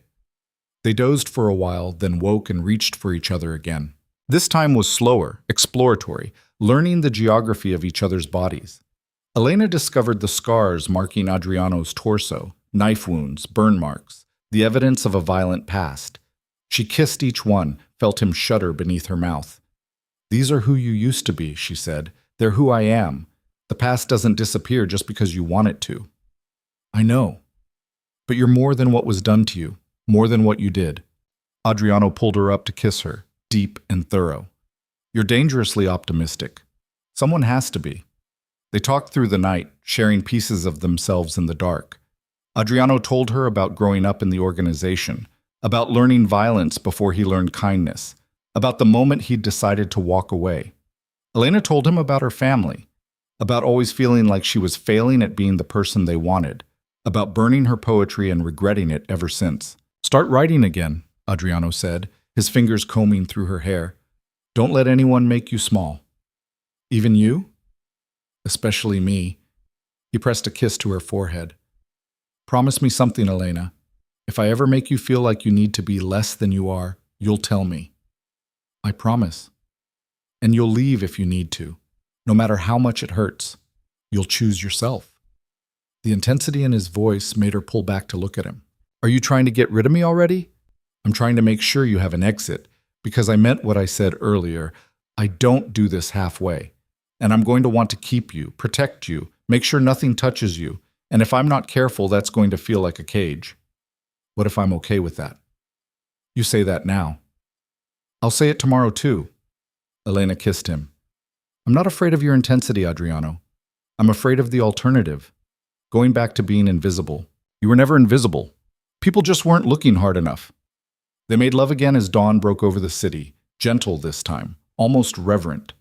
Afterward, Adriano made coffee and they sat at the window watching Milan wake up, wrapped in sheets and each other. "I have to go," Elena said reluctantly when her phone showed 8 a.m. "I have a shift at the library." "I know." Adriano didn't try to stop her. "Can I see you tomorrow?" "Yes, but not here. Let's go somewhere. Do something normal people do." "I'm not sure I remember how to be normal." "Then we'll figure it out together." She dressed, hyper-aware of him watching her every movement. At the door he caught her hand. "Elena." "Yeah?" Thank you for trusting me with this." She kissed him, soft and sweet. "Thank you for letting me in." Walking back to her apartment through the morning cold, Elena felt transformed, like she'd shed an old skin and found a new one underneath. Her phone buzzed with the text from Julia asking if she was coming to a party that night. She sent back a non-committal maybe and kept walking. Her apartment felt smaller than she remembered, emptier. She showered, changed, and headed to the library, moving through the day in a pleasant haze. Everything looked different now, sharper, more real.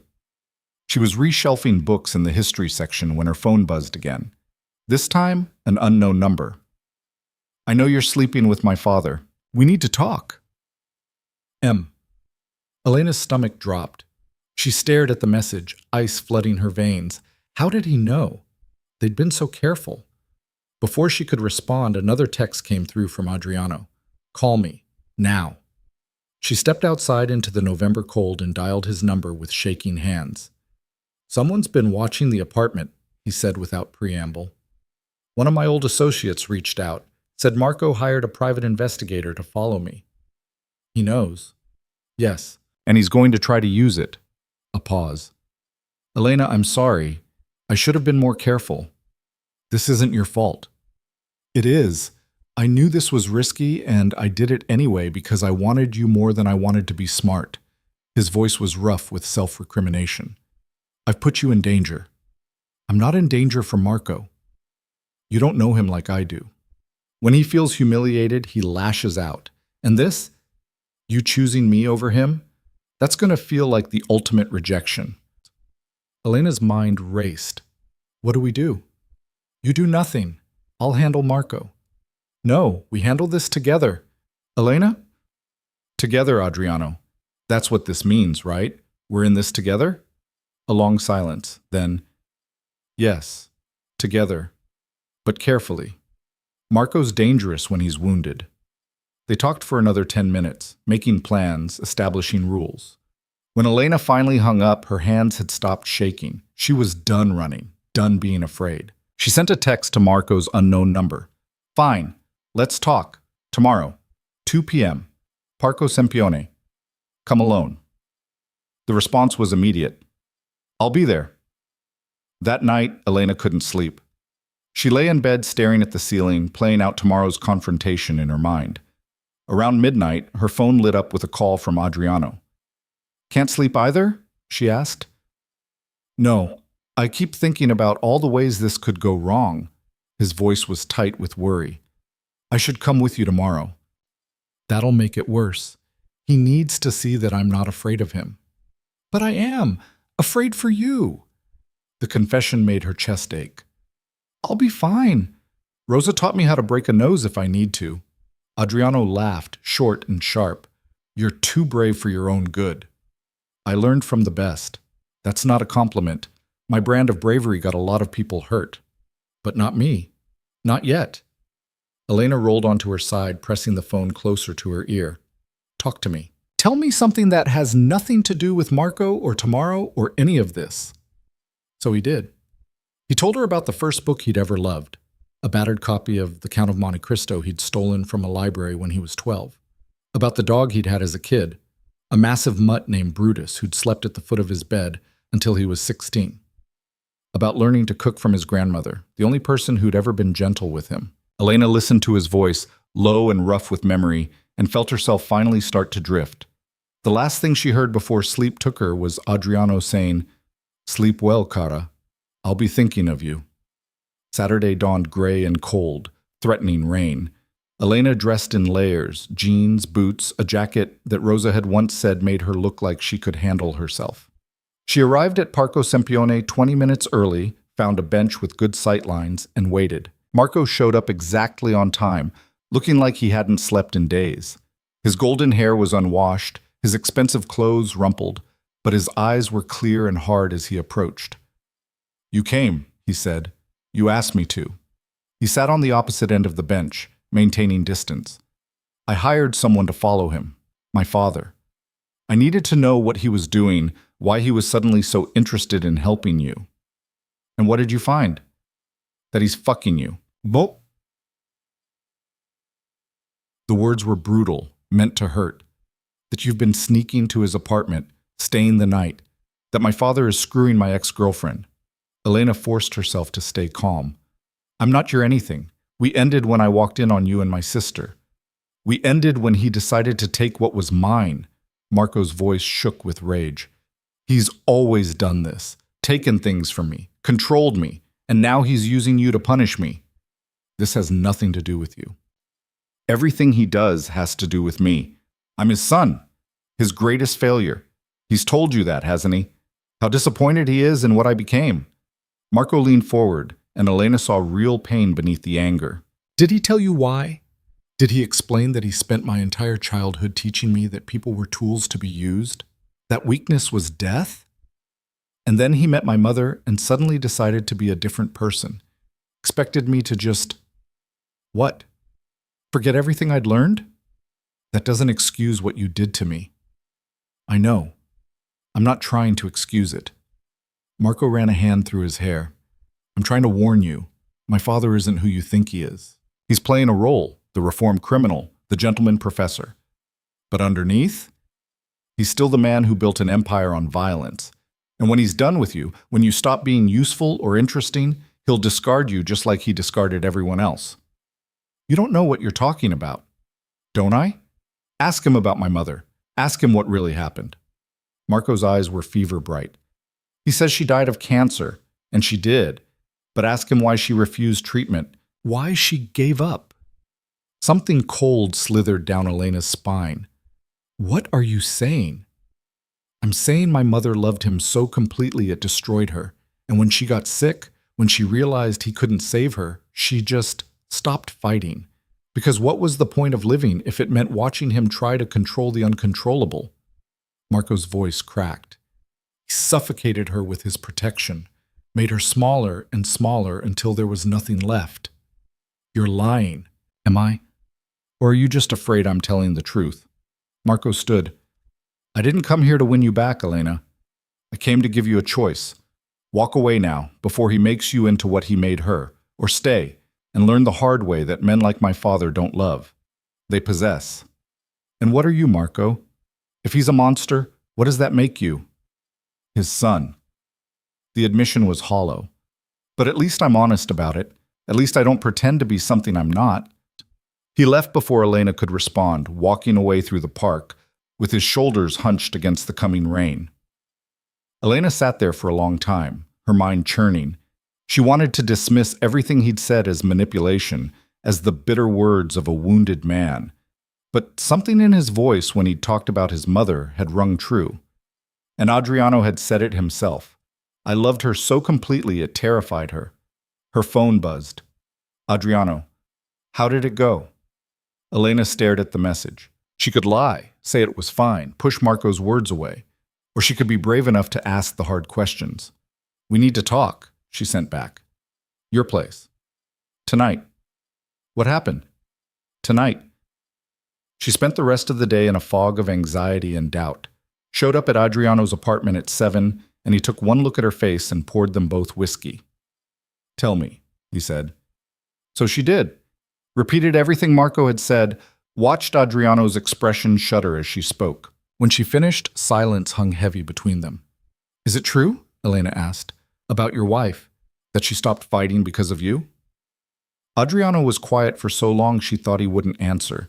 Then, yes and no. She stopped treatment because the cancer had spread too far. The doctor said she had maybe 6 months with aggressive chemo, 3 without. She chose 3 months of quality time over 6 months of suffering. He took a long drink. But Marco's not entirely wrong. I did suffocate her. Not intentionally, but the effect was the same. I couldn't stand the thought of her in pain, so I tried to control everything. Her diet, her environment, her stress levels. Made everything so careful it stopped being life. And she told you this? Near the end. Said she loved me, but sometimes my love felt like drowning.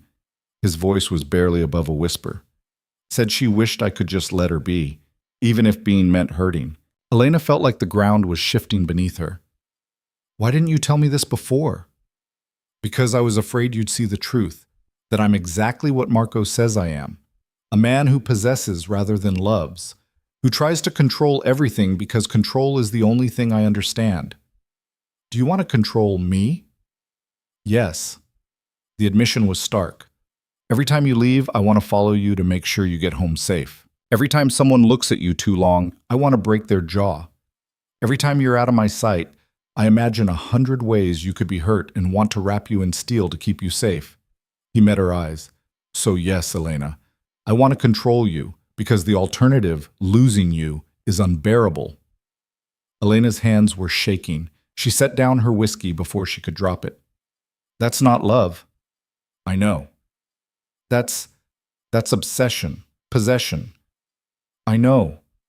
Adriano's voice was hollow. Which is why you should leave, now, before I make you into what I made her. Stop telling me to leave. Someone has to protect you from me. What if I don't need protection? Elena stood, paced to the window. Outside, rain had started to fall. What if I need honesty instead? I'm being honest. This is who I am. A man who loves like he fights, to win, to possess, to never let go. Then learn a different way. Adriano laughed, bitter and sharp. You think I haven't tried? I spent 8 years alone specifically to avoid doing this to someone else. And then you walked in crying and all my good intentions disappeared. Elena turned to face him. I'm not asking you to be someone you're not. I'm asking you to let me choose, with full knowledge of what I'm choosing. You're choosing wrong. That's my decision to make. She moved closer. You want to know the truth? Yes, sometimes your intensity scares me. Sometimes the way you look at me feels like too much. But you know what scares me more? Going back to being invisible. Going back to men who see me as decoration. Going back to safe and small and nothing. There's a middle ground between invisible and consumed. Maybe, but I'd rather burn bright for a while than fade slowly forever. Elena was close enough now to touch him. You asked me to tell you if you ever made me feel small. I'm telling you now, push me away one more time and I'll feel exactly that small. Like my choices don't matter. Like I'm too fragile to decide my own fate. Adriano's control finally cracked. He pulled her against him hard enough to hurt, buried his face in her hair, and just held her like she was the only thing keeping him anchored to earth. I don't know how to do this without breaking you, he said against her temple. Then we'll figure it out together, you and me. No more secrets, no more protecting me from the truth. Even when the truth is ugly? Especially then. They stood like that for a long time, holding each other while rain beat against the windows. Finally, Adriano pulled back enough to look at her. All right, no more secrets, but that goes both ways. You tell me when it's too much, when I'm suffocating you. Promise me. I promise. But Adriano? Elena waited until he met her eyes. You're not your worst impulses. You're also the man who cooks risotto and reads Monte Cristo and gives teaching assistants a second chance. Both things are true. You're dangerously optimistic. Someone has to be. He kissed her then, thorough and claiming, and Elena kissed him back with equal intensity. They made it to the bedroom, barely, shedding clothes and doubts in equal measure. This time when they came together it felt different, raw, more honest, stripped of pretense. After lying in the tangle of sheets, Adriano's fingers traced the curve of her spine. Marco's going to tell people, he said quietly, about us. He'll use it to hurt both of us. Let him. I'm tired of hiding. You say that now, but when the whispers start, when people look at you and see the professor's mistress, then they'll see wrong. I'm not your mistress. I'm your... Elena paused. What were they exactly? What are we? Complicated. Adriano's mouth curved. Inadvisable. Probably doomed. That's not an answer. You're mine and I'm yours. How's that?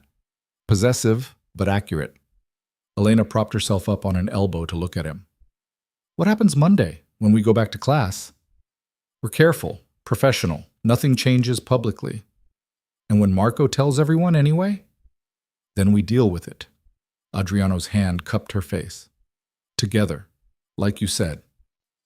They spent the rest of the weekend in the apartment, existing in a bubble where the outside world couldn't touch them. Cooked together, read together, learned each other's rhythms. Sunday night, Elena reluctantly dressed to leave. I don't want you to go, Adriano admitted, watching her from the bed. I have class tomorrow, and so do you. Stay anyway. And give Marco more ammunition? I don't care about Marco. Yes, you do. He's your son. Elena sat on the edge of the bed. We can't hide forever. Eventually we have to face this. I know. Doesn't mean I have to like it. She kissed him goodbye, long and thorough, trying to memorize the feel of him. I'll see you tomorrow. In class, where we'll be completely professional. Completely, Adriano agreed, pulling her back for one more kiss. Elena made it home around midnight, exhausted and exhilarated and terrified all at once. Fell into bed and dreamed of fire again, but this time she wasn't running from it. She was walking straight into the flames, Adriano's hand in hers, both of them burning bright enough to turn darkness into light. Monday morning arrived too fast. Elena dressed carefully, professionally, trying to look like a teaching assistant and not like someone who'd spent the weekend tangled in her professor's sheets. She arrived at class 15 minutes early and found Julia already there, a knowing smirk on her face. So, Julia said, want to tell me where you've been all weekend? Because you weren't at the party, and you weren't answering your phone. Studying, Elena lied. Right, studying. Julia's smirk widened. Studying what exactly? Advanced anatomy? Before Elena could respond, Adriano walked in. His eyes found her immediately, something hot flashing in their depths before his expression shuddered into professional neutrality. Miss Ricci, he said coolly, I need you to distribute these handouts before class starts. Of course, Professor Valente. Their fingers brushed as he handed her the papers. Electricity arced between them. Julia noticed, of course, noticed everything. The class filled up, students chattering about their weekends. Adriano started his lecture on criminal profiling, his voice steady and professorial, giving no indication that he'd spent the past 48 hours with his teaching assistant in various states of undress. Elena tried to focus on taking notes, on looking professional, but every time their eyes met across the classroom, she felt the pull of him, inevitable as gravity. She was so focused on maintaining composure that she almost missed Marco walking into the classroom. He stood in the doorway, rain-soaked and furious, his eyes locked on his father. The entire class went silent. "Father," Marco said, his voice carrying. "We need to talk, now." Adriano's expression didn't change, but Elena saw his hands tighten on the desk. "I'm teaching, Marco. Whatever you need can wait." "No, it can't." Marco's gaze swung to Elena, and she saw pure venom there. "Or would you prefer I discuss your relationship with Miss Ricci in front of your entire class?" The silence that followed was deafening. 23 pairs of eyes swung between Marco, Adriano, and Elena, curiosity burning bright. Adriano stood slowly, and there was something terrifying in his calm. "Outside. Now." "No, I think we should discuss this here. Let everyone know exactly what kind of man you really are." Marco's voice was shaking with rage. "Let them know that the great Professor Valente, the reformed criminal who teaches ethics, is sleeping with a student half his age, his son's ex-girlfriend." "Marco," Adriano's voice was a warning. "What? Afraid of the truth? Afraid they'll see through your act?" Marco laughed, wild and bitter. "Tell them, Father. Tell them how you saw something I cared about and decided to take it, like you've taken everything else." Adriano moved faster than Elena had ever seen him move, crossing the room in 3 strides and gripping Marco's arm. "Outside now, or I will remove you." For a moment they stood locked there, father and son, violence humming between them. Then Marco jerked free and stormed out. Adriano followed, but not before glancing back at Elena, something apologetic and furious in his eyes. The door slammed shut. The class erupted into whispers. Elena stood there, exposed and humiliated, watching her carefully constructed facade crumble to ash, and realized that the burning had only just begun. The whispers started before Elena could even gather her papers. She heard them rippling through the classroom like water finding cracks in stone, shocked gasps, excited murmurs, someone's phone already out to text the news to whoever wasn't lucky enough to witness the explosion firsthand. Julia was the first to speak directly to her, moving to Elena's side with unusual gentleness. "You okay?" Elena's hands were shaking so badly she couldn't pick up her pen. "I need to leave." "Yeah, probably a good idea." Julia grabbed Elena's bag, started shoving papers into it. "Come on, before this gets worse." But it was already worse. The door burst open and Carla from administration stood there, her expression a mixture of shock and professional concern. Behind her, 2 campus security guards waited in the hallway. "Miss Ricci," Carla said, her voice carefully neutral, "I need you to come with me, please." The walk across campus was a blur of stares and whispers. Word had spread with terrifying speed, students stopping mid-conversation to watch Elena pass, professors glancing out of doorways with expressions ranging from curiosity to judgment. Someone's phone was definitely recording. Elena kept her eyes forward, spine straight, refusing to give them the satisfaction of seeing her crumble. Carla led her to an office Elena had never been in before. Department head. The nameplate read Professor Marchetti, and the woman sitting behind the desk looked like she'd been carved from marble. Cold, elegant, and utterly unforgiving. "Sit down, Miss Ricci." Elena sat. Her legs wouldn't have held her much longer anyway. Professor Marchetti folded her hands on the desk. "I'm going to ask you some questions, and I need honest answers. Are you having a romantic or sexual relationship with Professor Valente?" The directness of it stole Elena's breath. She could lie, deny everything. But what was the point? Marco had already detonated the bomb. "Yes," she said quietly. Carla made a note. Professor Marchetti's expression didn't change. How long has this been going on? A few weeks, since early November. And you're aware that romantic relationships between faculty and students, particularly those in a supervisory role, are strictly prohibited by university policy? He's not my professor. I'm a teaching assistant for his course, but I don't take his class. That's a semantic distinction that doesn't change the ethics violation. Professor Marchetti's voice was clipped. Professor Valente has direct authority over your academic standing as his TA. He evaluates your work, determines your responsibilities, and holds significant influence over your academic career. The power imbalance is undeniable. Elena wanted to argue, wanted to explain that it wasn't like that Adriano had given her choice and agency and seen her as an equal, but she knew how it would sound, how it looked. A young woman sleeping with a powerful older man who controlled her position. What happens now? She asked instead. Professor Valente is being interviewed in a separate room. Pending the outcome of our investigation, you're suspended from your TA position effective immediately. You're not to have any contact with Professor Valente, professional or otherwise.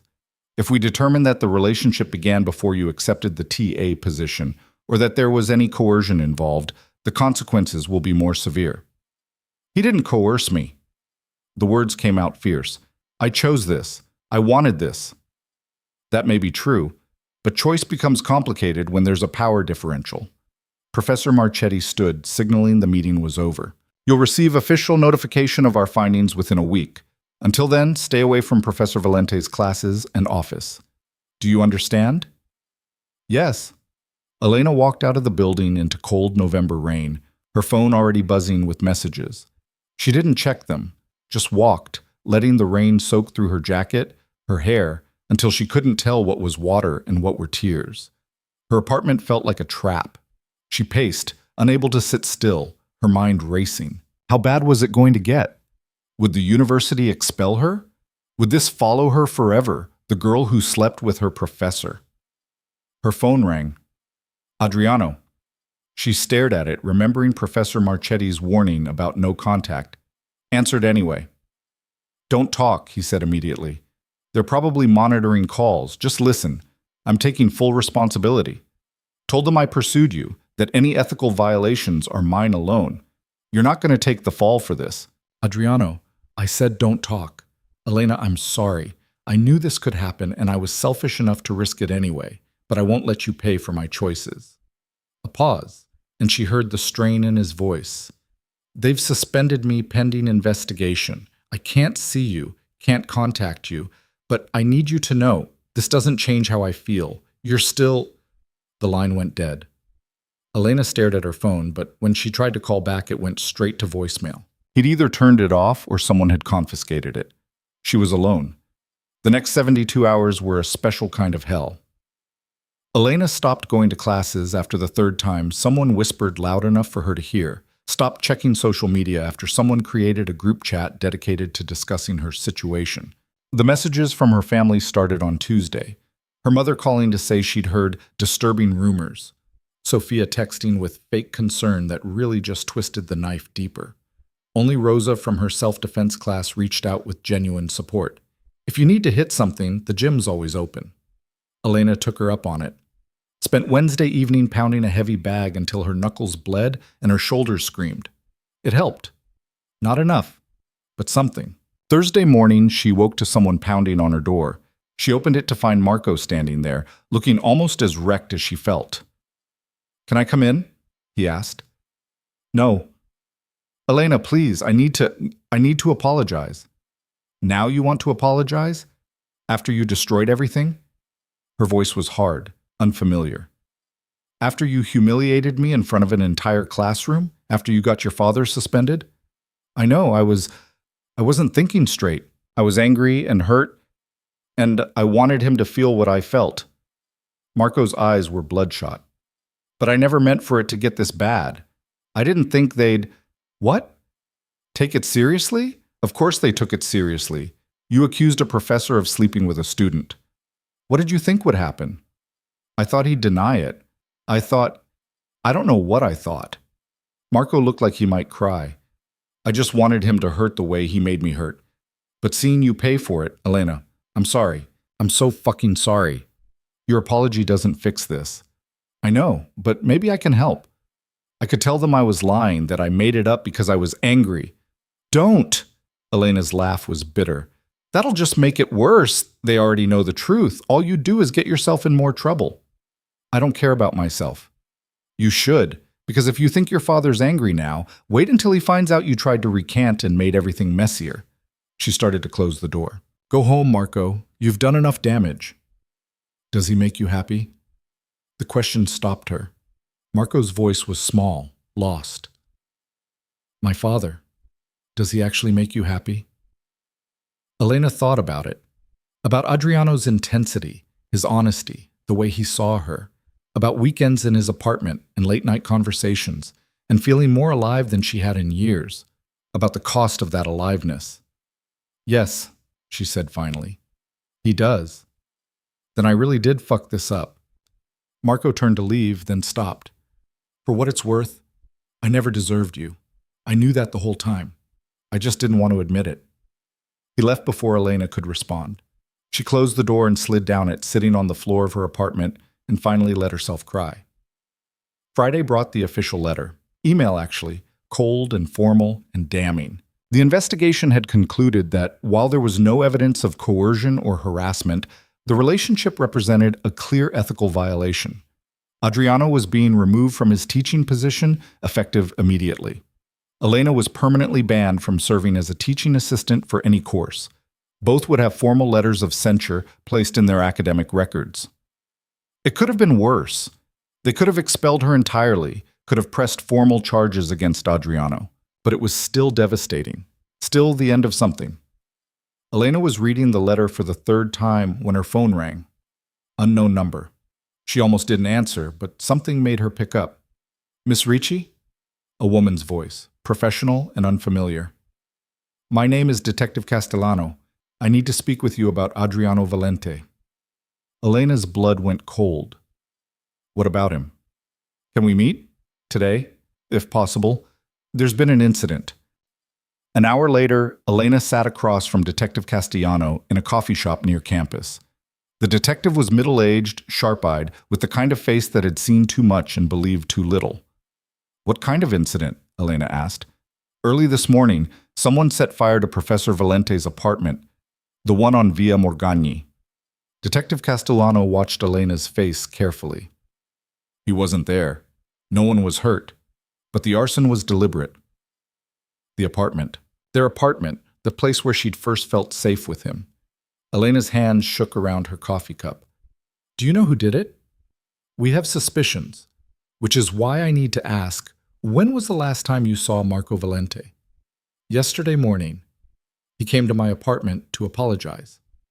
Apologize for what? Elena explained, leaving out only the most personal details. The detective took notes, her expression unchanging. And how did he seem? Emotionally? Wrecked? Guilty? Like he regretted what he'd done. Elena paused. You think he set the fire? We think he's a person of interest. He has motive, anger at his father, jealousy over you. He has access, knows the building, could have gotten past security, and he has a history of impulsive behavior when emotionally destabilized. He wouldn't... But Elena stopped herself. Would he? The Marco she'd known was careless and cruel, but this was different. This was violence, destruction. Where is Professor Valente now? She asked. We can't disclose that, but he's safe. Detective Castellano closed her notebook. If Marco contacts you again, call me immediately. Don't engage with him. Don't try to reason with him. Just call. She handed Elena a card and left. Elena sat there for a long time, the coffee going cold in her hands, trying to process. Someone had tried to destroy the place where she and Adriano had built something fragile and real, and that someone was probably the man she'd once thought she loved. Her phone buzzed, a text from another unknown number. I know you're not supposed to contact me. I'm doing it anyway. Are you okay? Elena's heart seized. She typed fast before she could think better of it. I'm okay. Scared. Angry. Are you okay? Alive. Furious. Homeless. A pause, then... The detective told you? Yes. Was it Marco? Probably. They're looking for him. He's not at his apartment or the estate. Another pause. Elena, I need you to be careful. If he did this, he's more unstable than I thought. I'm careful, I promise. Her fingers hesitated over the keyboard. I miss you. I miss you too. More than I should. More than is probably healthy. Then, I have to go. They're monitoring my phone. But Kara, this isn't over. Whatever happens with the university, whatever consequences we face, we're not done. You and me. Promise? Promise. The messages stopped. Elena sat there holding her phone like it was the only solid thing in a world that had turned to smoke and ash. The weekend was tense and strange. Campus was nearly empty, students having fled for the weekend, but Elena stayed. Didn't feel safe leaving her apartment for long. She ordered delivery, avoided social media, tried to read but couldn't focus. Saturday evening, Rosa showed up at her door with Thai food and a bottle of wine. You look like hell, Rosa said, pushing past her into the apartment. Thanks. I'm serious. When's the last time you ate? Slept? Left this place? Rosa started unpacking containers. Come on, food first, then we talk. They ate in Elena's tiny living room, and slowly, haltingly, Elena told her everything. The party, the betrayal, meeting Adriano, the intensity of what had grown between them, the explosion when it all came out, the fire. Rosa listened without judgment, occasionally refilling Elena's wine, letting her talk until the words ran out. So what are you going to do? Rosa asked finally. I don't know. Wait for the investigation to close, I guess. Try to salvage what's left of my academic career. Hope Marco doesn't actually burn down any more buildings. I meant about Valente. Elena looked at her. We're not allowed to see each other. That's not what I asked. I don't know, Elena admitted. Part of me thinks I should walk away, cut my losses. This whole thing has been a disaster from start to finish. But I can't. The confession hurt. I know how it looks. Older man, younger woman, power imbalance, all of it. I know everyone thinks I'm stupid or naive or being manipulated. But Rosa, when I'm with him, I feel more like myself than I've ever felt. More seen, more real, more alive. And I don't know how to walk away from that. Then don't. It's not that simple. Why not? You're an adult. He's an adult. You both made choices with full knowledge of the consequences. Rosa leaned forward. Look, I'm not saying it's not complicated. It is, but Elena, I've watched you for months in my class. Before all this, you moved through the world like you were apologizing for existing. Now, even with everything falling apart, you stand different, fight different, you take up space. And if he's part of that transformation, then maybe the cost is worth it. Even if the cost is my reputation, my academic career? Is this career what you really want? Or is it just what you thought you were supposed to want? The question hit harder than Elena expected. She thought about her literature classes, the degree she was pursuing more out of momentum than passion, thought about the life she'd been building before that night at the Valente estate. Small, safe, forgettable. I don't know anymore, she said quietly. I don't know what I want. But then maybe that's what you figure out next. Not what everyone else wants from you, what you actually want for yourself. Rosa left around midnight, and Elena lay in bed staring at the ceiling, turning the question over and over. What did she want? She wanted Adriano. That was the only thing she was certain of. Wanted his intensity, his honesty, the way he challenged her to be more than she'd imagined. But she also wanted her own life, her own identity separate from him. Wanted to be someone whole on her own, not just a reflection of whoever she was with. The question was whether she could have both. Sunday morning brought news. Marco had been found, not by the police, but by Adriano. Elena learned about it from a terse text from Detective Castellano asking her to come to the station. She arrived to find chaos. Police officers moving with purpose, raised voices from the interrogation rooms. Detective Castellano met her at the front desk. What happened? Elena asked. Adriano Valente tracked down his son and brought him in. Personally, there was an altercation. Is Marco okay? Broken nose, some bruising? He'll live. The detective's expression was complicated. Professor Valente's being held for assault. Marco's being questioned about the arson. It's a mess. Can I see him? Adriano? You're not supposed to have contact. Please, just 5 minutes. Detective Castellano studied her for a long moment, then sighed. 5 minutes. That's all I can give you. She led Elena to a small room where Adriano sat at a table, his knuckles split and bloodied, a bruise forming along his jaw. He looked up when Elena entered, and something in his expression cracked. "You shouldn't be here," he said. "Neither should you. Assault, Adriano? Really?" He set fire to our apartment, to the place where— He stopped himself, aware of the detective standing in the doorway. "I found him at the estate, drunk and ranting about how I'd destroyed his life. When I tried to bring him in, he took a swing. I defended myself." "You broke his nose." "He's lucky that's all I broke." Adriano's voice was flat. "He could have killed someone. The building has 20 units, families, children, and he set a fire because he was jealous." Elena sank into the chair across from him. "What's going to happen to you?" "Depends on whether Marco presses charges. If he's smart, he won't. It'll look bad for his arson case. But even if he doesn't, I've now got assault on my record on top of everything else." He looked at his hands, at the blood drying on his knuckles. "I'm sorry, Elena. I keep saying that, but I mean it.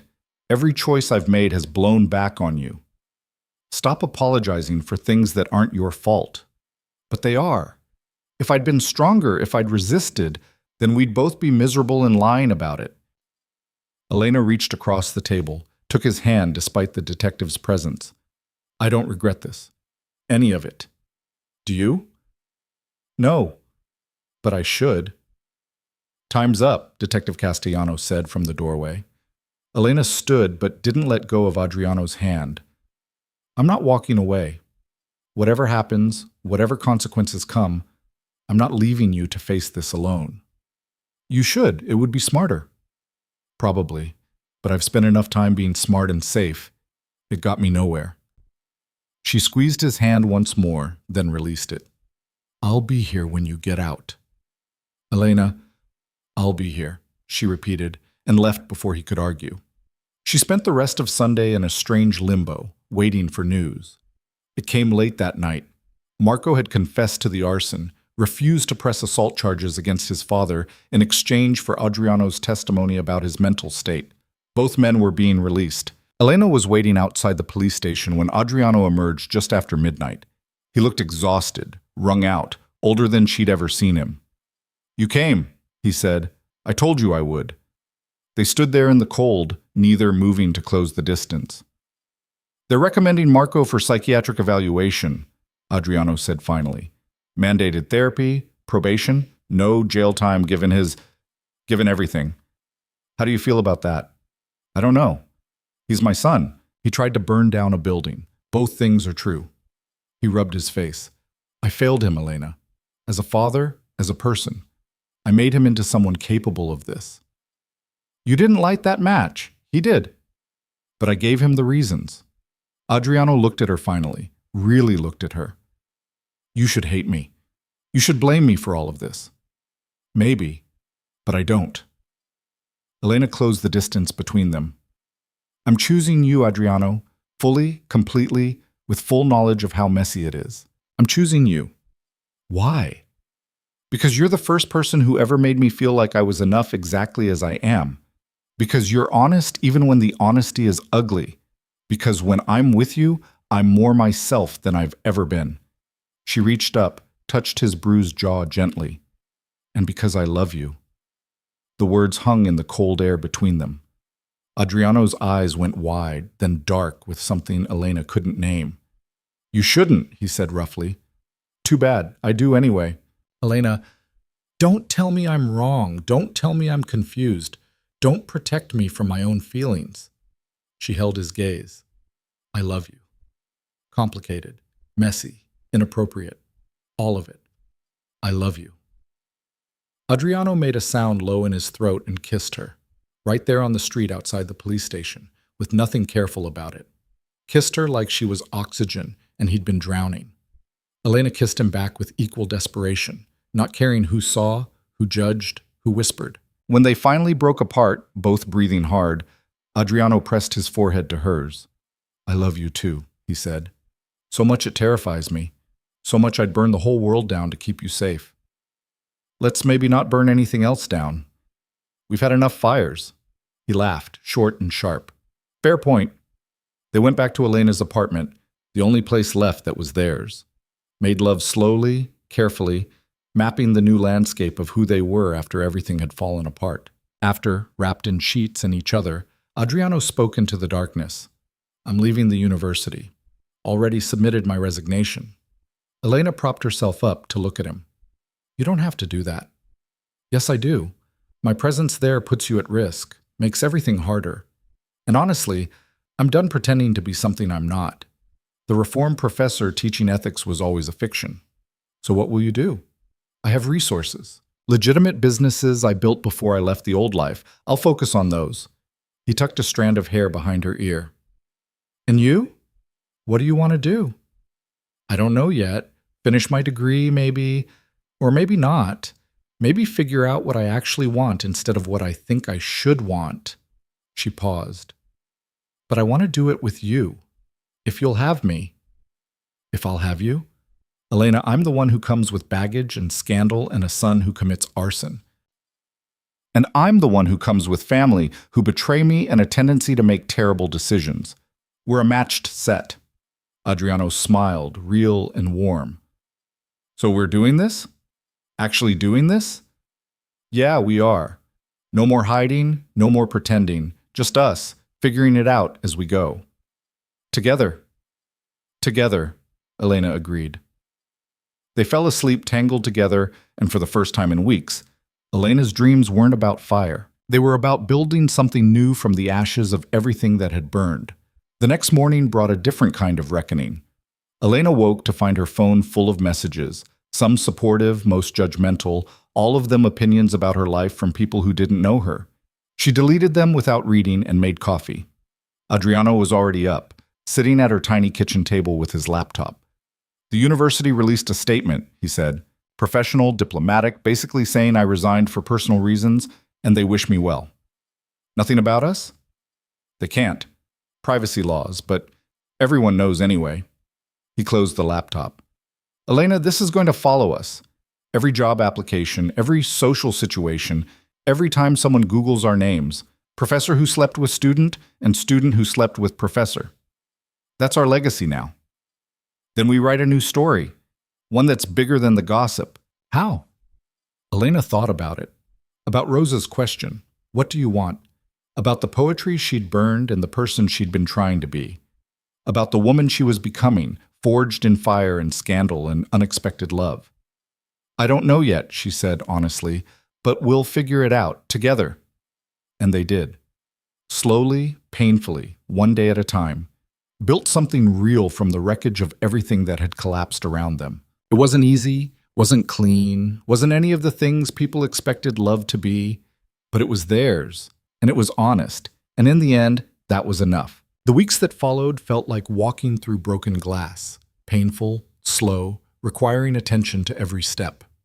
Elena moved through her days with a strange new clarity, no longer hiding, no longer apologizing. She attended her remaining classes and felt the stares, heard the whispers, and kept walking. Let them talk. Their opinions didn't change what she knew to be true. Adriano found an office space in a quieter part of the city and threw himself into his legitimate businesses. Security consulting, risk assessment for corporations looking to protect themselves from the kind of threats he'd once embodied. Elena watched him transform, shedding the professor persona and becoming something sharper, more dangerous, more himself. They found a rhythm. Mornings in her apartment, Adriano making coffee while she worked on assignments. Afternoons apart, both rebuilding their separate lives. Evenings together, cooking dinner and talking about everything and nothing. It wasn't the fairy tale people wanted, but it was real. 3 weeks after the fire, Elena's mother called. She almost didn't answer, but something made her pick up. Elena, her mother's voice was tight, controlled. We need to talk about this situation. There's nothing to talk about. You're living with a man twice your age, a criminal. Your sister told me everything, how he manipulated you, used you to get back at Marco. Elena laughed, bitter and sharp. Sophia said that? Sophia, who slept with my boyfriend for 3 months? That's rich. Don't speak about your sister that way. She made a mistake, but at least she's trying to build a respectable life. You're throwing yours away for some infatuation with a dangerous man. He's not dangerous to me. Elena, listen to yourself. You sound like every naive girl who thinks she can change a violent man through love. I'm not trying to change him, and I'm not naive. Elena's grip tightened on the phone. I'm making my own choices. For the first time in my life, I'm choosing what I want instead of what everyone else thinks I should want. And what you want is scandal, judgment, a relationship everyone knows is wrong. What I want is someone who sees me, who values me, who doesn't make me small to make himself feel big. Elena's voice cracked. You want to know what's wrong, Mom? What's wrong is that my own sister betrayed me and you're defending her. What's wrong is that you've called me twice in 3 months and both times were to criticize my choices. What's wrong is that I've spent my whole life trying to be the daughter you wanted and it was never enough. Silence on the other end, then quietly. That's not fair. Maybe not, but it's true. Elena took a breath. I love you, but I can't keep setting myself on fire to keep you warm. I'm done apologizing for existing. She hung up before her mother could respond, sat on her bed shaking, half expecting to feel guilty. Instead, she felt lighter, like she'd put down a weight she'd been carrying so long she'd forgotten it was there. Adriano found her an hour later, still sitting there, staring at nothing. What happened? He asked. She told him. He listened without interrupting, then pulled her into his arms. I'm proud of you, he said, against her hair. For what? Blowing up my family? For standing up for yourself? For refusing to be made small? He pulled back to look at her. It's terrifying, isn't it, choosing yourself? Completely. Good. That means you're doing it right. They ordered takeout and ate sitting on the floor of her apartment, and Elena realized something. This was home. Not the place, but the person. Adriano was home in a way nowhere had ever been before. December arrived cold and unforgiving. Elena finished her semester, took her finals, and waited for grades that would determine whether her academic career survived the scandal. She passed everything, even excelled in a few classes. Turned out she was smarter than she'd given herself credit for when she wasn't spending all her energy trying to be invisible. Christmas approached and Elena dreaded it. The thought of going home to her family, of sitting through awkward dinners and pointed questions, made her stomach turn. She was preparing to make excuses when Adriano surprised her. Come with me, he said one morning over coffee. Where? The estate. For Christmas. He saw her expression and held up a hand. I know, but I need to see Marco. His therapist says he's making progress, but I need to see for myself, and I don't want to do it alone. Marco hates me. Marco hates himself. You're just convenient to blame. Adriano set down his cup. I'm not asking you to forgive him. I'm asking you to stand beside me while I try to salvage whatever relationship is possible with my son, if there is one. Elena thought about it, about facing the place where everything had started, where her old life had shattered, about seeing Marco again, and Sophia if she was there, and all the ghosts of who she used to be. Okay, she said. I'll go. The drive to the estate on Christmas Eve was tense and quiet. Adriano's hands were tight on the steering wheel, his jaw set. Elena watched the countryside pass and tried to calm the anxiety clawing at her chest. The house looked the same, massive, imposing, intimidating. But Elena wasn't the same girl who'd arrived here in a green dress hoping to be seen. She was someone else now, someone harder, sharper, less willing to shrink. Marco was waiting in the main sitting room, and Elena barely recognized him. He'd lost weight. His golden beauty turned gaunt. Dark circles shadowed his eyes. He stood when they entered, and Elena saw his hands shake. Father, he said. Then, quieter, Elena. Adriano didn't move to embrace his son, just nodded, formal and distant. Marco. They sat in chairs arranged like a negotiation rather than a family gathering. Silence stretched, uncomfortable and loaded. Thank you for coming, Marco said finally. I didn't think you would. Your therapist said you wanted to talk. Adriano's voice was carefully neutral. So, talk. Marco's laugh was hollow. Right to it then. No pleasantries. He looked at Elena. I owe you an apology. A real one, not the mess I tried to give you before. I'm listening. I used you from the beginning. I saw you in that coffee shop and I saw someone vulnerable, someone who wanted desperately to be noticed, and I took advantage of that. His voice was steady, but his hands weren't. I never loved you. I'm not sure I'm capable of love the way normal people are. But I convinced you I did because it was easy, and I liked having someone look at me like I mattered. The honesty was brutal. Elena felt it land like blows, even though she'd already known the truth somewhere deep inside. And Sophia? She asked. Was there before you were? I met her first, slept with her first. When she introduced us, I thought it would be amusing to have both. Sisters. He flinched at his own words. I'm not trying to excuse it. I'm just telling you the truth. I'm a narcissist, according to my therapist. Possibly a sociopath. Someone who uses people and throws them away without feeling much about it. Why are you telling me this? Because you deserve to know it wasn't your fault. Nothing you did or didn't do would have changed the outcome. I was always going to hurt you. It's what I do. Marco finally met her eyes. And I'm sorry. Not because it'll fix anything, but because you deserve to hear it. Elena sat with that for a long moment. Part of her wanted to rage, to scream about the months she'd wasted, the heart she'd offered to someone who couldn't value it. But mostly, she just felt tired. Thank you for the apology, she said finally. I don't forgive you. I might never forgive you, but I appreciate the honesty. Marco nodded. That's fair. Adriano had been silent through the exchange, watching his son with an expression Elena couldn't read. Now he spoke, his voice rough. Are you getting help? Real help? 3 times a week. Therapy, medication, the whole program. Marco's smile was bitter. Turns out when you burn down a building, they take your mental health pretty seriously. And the arson charges? Probation, community service, restitution for the damages.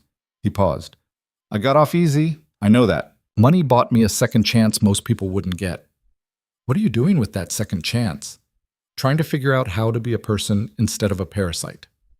Marco looked at his father. The therapist says I need to stop blaming you for everything wrong with me, that I'm an adult and my choices are mine. She's probably right, but it's hard to separate what you taught me from who I became. Adriano's jaw tightened. I know, I carry that every day. Do you? Because from where I'm sitting, you got the girl, you got the clean exit from the family business, you got redemption, and I got labeled the broken son of a criminal who couldn't figure out how to be normal. You think I have redemption? Adriano's laugh was harsh. I resigned in disgrace. I'm in a relationship everyone judges as predatory. My past follows me everywhere.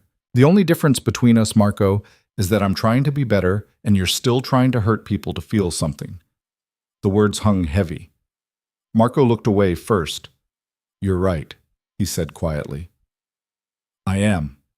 Still trying to hurt people, I mean. It's the only thing I know how to do well. Then learn something else. They talked for another hour, difficult and honest and painful. No reconciliation, no neat resolution. Just 2 damaged men trying to figure out if a relationship was possible between them. Elena mostly listened, watching Adriano try to bridge a gap that might be too wide to cross. When they finally left, Elena felt wrung out. She and Adriano drove in silence for 20 minutes before she spoke. Do you think he'll actually change? I don't know, maybe. People can change if they want to badly enough. He glanced at her. I did. Because of your wife? Because of her first, then because of you. His hand found hers. You make me want to be better than what I was. Better than what I'm afraid I still am. You're already better than you think. That's the optimism I love about you. They spent Christmas Day in Adriano's new apartment. He'd bought one to replace what the fire destroyed, sleeker and more modern, but still warm. They cooked together, watched old movies, existed in a bubble where the outside world couldn't touch them. Late that night, wrapped in blankets on the couch, Adriano spoke into the darkness. Marry me. Elena went still. What? Marry me. Not now, not tomorrow, but someday. When we've built something stable, when the scandal dies down, when you're sure. He turned to face her. I know it's insane. I know all the reasons it's a terrible idea, but I want to build a life with you, a real one. And I want everyone to know you chose me, and I chose you, and we're in this together." Elena's heart was hammering. That's the least romantic proposal I've ever heard. I'm not a romantic man. No, but you're an honest one. She kissed him, soft and thorough. Ask me again in a year. If we survive a year together, if we still want this, ask me then. And what will you say? Ask me and find out. He smiled against her mouth. Deal. January brought new challenges. Elena made the decision to take a semester off, to figure out what she actually wanted instead of just following a path she'd fallen into. Adriano supported it, offered to cover her rent, but she refused. Instead, she got a job at a small publishing house, reading manuscripts and writing reports. It wasn't glamorous, but it was hers. She also started writing again. Not the angsty poetry of her teenage years, but something sharper. Essays about power dynamics and scandal and what it meant to be judged for loving wrong. She sent one to a women's magazine on a whim and was shocked when they published it. The responses were mixed. Some people praised her honesty.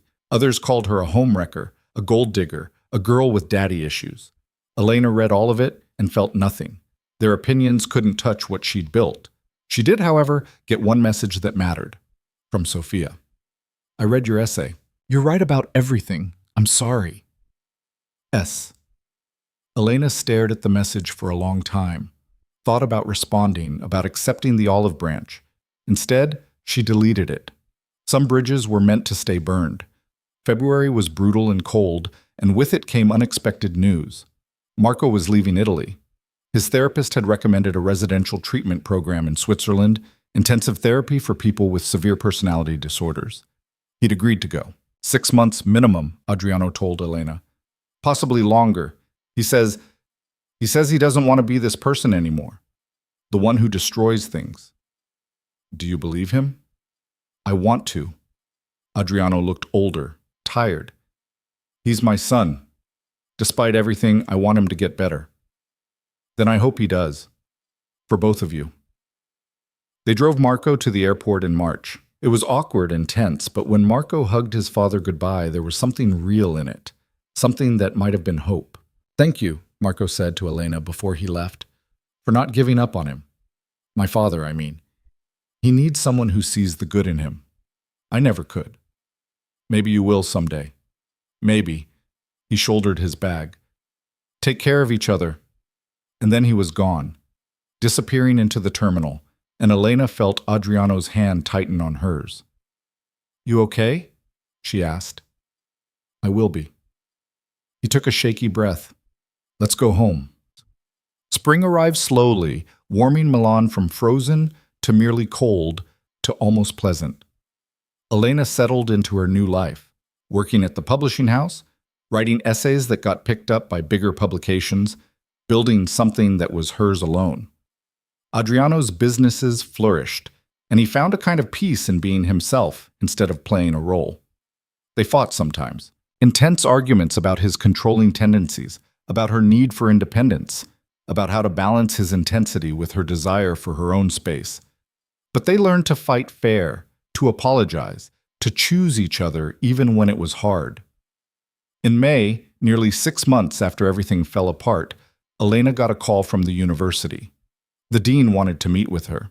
She went, nervous and uncertain, and found herself sitting across from Professor Marchetti again. Miss Ricci, the professor said, I wanted to inform you that our investigation into your relationship with Professor Valente has been formally closed. Okay. I also wanted to apologize. While the relationship did violate policy, further review suggested that the power dynamic was not as clear-cut as initially believed. You were not his student, and his influence over your academic standing was limited. Professor Marchetti's expression softened slightly. I can't undo the damage to your reputation, but I can offer you the opportunity to return and complete your degree, if you choose. The TA ban stands, but you would be welcome back as a student. Elena sat with that. 6 months ago, she would have jumped at the chance. Now, she wasn't sure. Can I think about it? She asked. Of course. The offer stands whenever you're ready. Elena left the office and called Adriano. They want me back, she said. I can finish my degree. Do you want to? I don't know. I'm happy with what I'm doing now, building something new. Going back feels like going backward. Then don't. His voice was certain. Build forward. Make something that matters to you. Even if it's not a traditional path? Especially then. Tradition is overrated. That night, Elena made her decision. She would finish her degree eventually, on her own timeline. But first, she would build the life she wanted, not the one she thought she should want. Summer brought heat and transformation. Elena's essays caught the attention of a literary agent who wanted to represent her. She started working on a book, part memoir, part manifesto about women who loved wrong and refused to apologize for it. It was raw and honest and terrifying to write, but it felt true.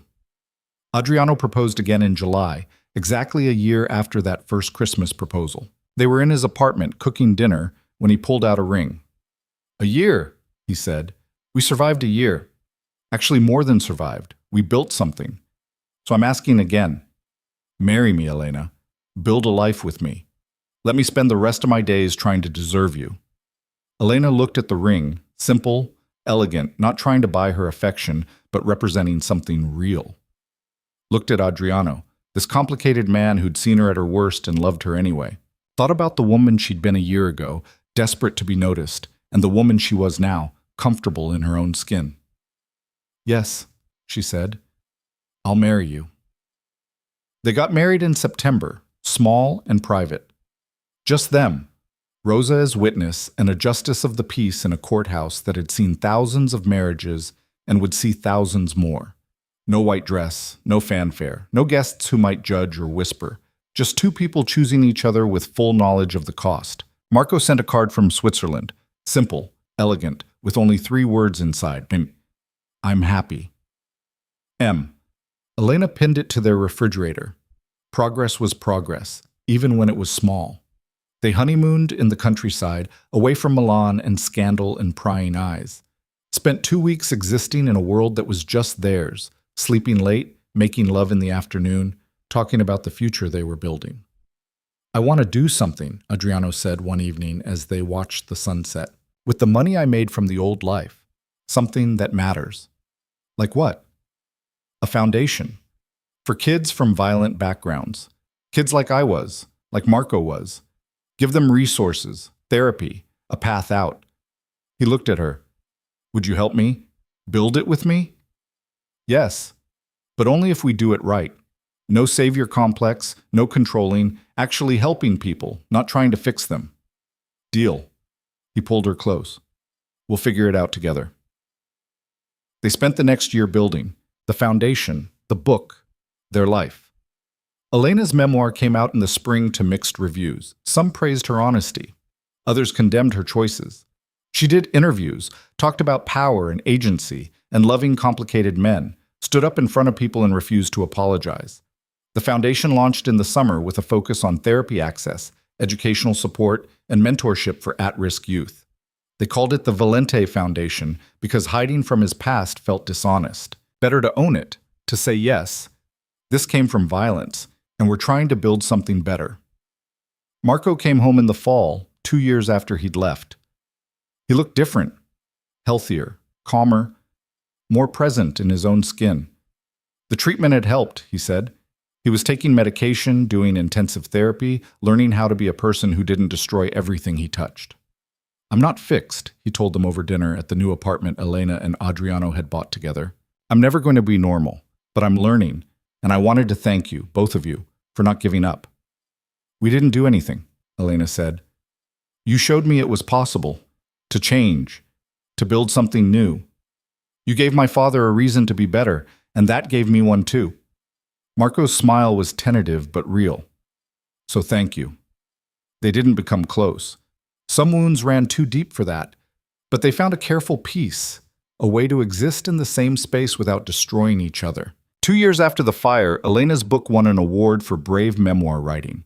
She stood on a stage accepting it, looking out at a sea of faces, and thought about the girl who'd burned her poetry because a boy made her feel like her feelings were inconvenient. "This book is for everyone who was told they were too much," she said into the microphone. "Too emotional, too intense, too difficult.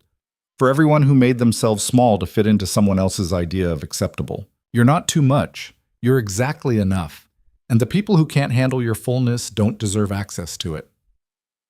The applause was deafening. Adriano was in the front row, and when their eyes met, she saw everything she needed to know reflected back. 3 years after that night in the estate, they returned to where it all began. The Valente Foundation was hosting an event there, using the house's ballroom to raise money for therapy programs. Elena walked through the halls that had once made her feel invisible and felt only quiet triumph. "You okay?" Adriano asked, finding her in a corridor. "Yeah, just thinking about the last time I was here. When Marco destroyed everything? When everything fell apart so it could be rebuilt right." She took his hand. "I don't regret any of it. The pain, the scandal, the burning. It made me who I am." "Who are you?" he asked, a smile playing at his lips. "Yours, mine. Someone who takes up space and doesn't apologize for it." She kissed him. "Someone who chose the complicated love and never looked back." They stood there in the hallway where she'd once run crying, and Elena felt the full circle of it. The scared girl in a green dress had become a woman in her own right, published author, foundation co-director, wife to a man who'd seen all of her and loved her for it. The event was a success. Thousands raised for kids who needed help. Speeches given by people whose lives had been changed by access to therapy and support. Marco even attended, sober and present, and gave a short talk about the importance of mental health treatment. Late that night, after everyone had left, Elena and Adriano stood in the empty ballroom. "5 years ago, you walked in here hoping to be seen," Adriano said. "And you were. Just not the way you expected. Best worst thing that ever happened to me." "Me too." He pulled her close. "Ready to go home?" "Yeah, let's go home." They drove back to Milan through the autumn night, the city lights welcoming them back. Their apartment, their home, was warm when they arrived, filled with the life they'd built together. Books and photos and evidence of the foundation's work scattered across surfaces. Elena changed into comfortable clothes and found Adriano in the kitchen making tea, a ritual he'd adopted somewhere along the way. "I've been thinking," she said, accepting the cup he offered. "About? Kids. Maybe. Someday." She watched his face carefully. "I know you have Marco, and that's complicated, but I think I want to try. If you do." Adriano was quiet for a long moment. Then he set down his tea and took her hands. "I'm terrified I'll make the same mistakes. That I'll be controlling or too intense, or you'll be different because we're different, and we'll figure it out together. Like everything else." "Are you sure?" "No, but I'm sure of us, and that's enough." They didn't rush it. Spent another year building their foundation, their careers, their relationship into something solid enough to support another life. When Elena finally got pregnant, it felt right. Terrifying, but right. Their daughter was born in the spring, tiny and perfect and demanding. They named her Sophia, not after anyone, just because they liked it. Elena held her in the hospital and felt the weight of responsibility settle over her like a blanket. "We're going to mess this up," she said to Adriano. "Probably, but we'll love her through it, and we'll apologize when we're wrong, and we'll teach her to take up space." He kissed Elena's forehead. "She's going to be incredible. Look at her parents. One reformed criminal and one scandalous memoirist. We're a pair. We're her parents. And she's going to know she's loved. That's more than either of us had." They brought Sophia home to the apartment full of books and love and the messy reality of their lives. Adriano was as intense about fatherhood as he was about everything else, but he was also gentle in ways Elena had never seen. Changed diapers at 3 a.m., sang Italian lullabies, looked at their daughter like she'd hung the moon. Marco came to visit when Sophia was 3 months old. He held her carefully, like she might break, and Elena saw tears in his eyes. "She's beautiful," he said. "She is," Adriano agreed. "I won't be like you were with me. As a father, I mean. I'm not having kids. I can't trust myself not to damage them." Marco looked at his father. "But I can be a good uncle, if you'll let me." "Of course." Adriano's voice was rough. "Your family." It wasn't forgiveness, not complete, but it was something, a foundation they could maybe build on. 5 years after the scandal, a decade after that night at the estate, Elena's second book came out. This one wasn't about her. It was about the kids the foundation had helped, the lives transformed by access to therapy and support and the belief that people could change. The book launch was at a small bookstore in Milan. Elena read from it while Adriano held Sofia, now almost 6, on his lap. The audience was full of foundation supporters, former students from Adriano's teaching days, people whose lives had been touched by their work. During the Q&A, a young woman raised her hand. "You write a lot about transformation and second chances. Do you think everyone deserves them?" Elena considered the question, thought about Marco and his ongoing journey, about Adriano and the man he'd chosen to become, about herself and this girl who'd needed to burn down her life to build a better one. "I think everyone deserves the opportunity to try," she said finally. "But second chances aren't free. You have to earn them by doing the work, by changing not because you got caught, but because you genuinely want to be better. Not everyone will. But the ones who do? They deserve support." The woman nodded, satisfied. The rest of the event passed in a blur of conversation and book signing. When it was over, when the bookstore had emptied and it was just their little family, Elena felt the full weight of how far they'd come. "Tired?" Adriano asked. "Exhausted. Happy, though." Sofia tugged on her mother's hand. "Mama, can we get gelato?" "It's 9 o'clock." "Please?" Elena looked at Adriano, who shrugged with a smile. "Why not? We're celebrating." They walked through Milan's evening streets, Sofia between them holding both their hands. The city that had witnessed their scandal, their transformation, their growth into people who chose each other every day. "You know what?" Elena said as they stood in line for gelato. "I wouldn't change any of it. The pain, the scandal, all of it. It brought me here." "To a gelato shop at 9 p.m. with a 6-year-old? Adriano's eyes crinkled with amusement. "To a life I actually chose.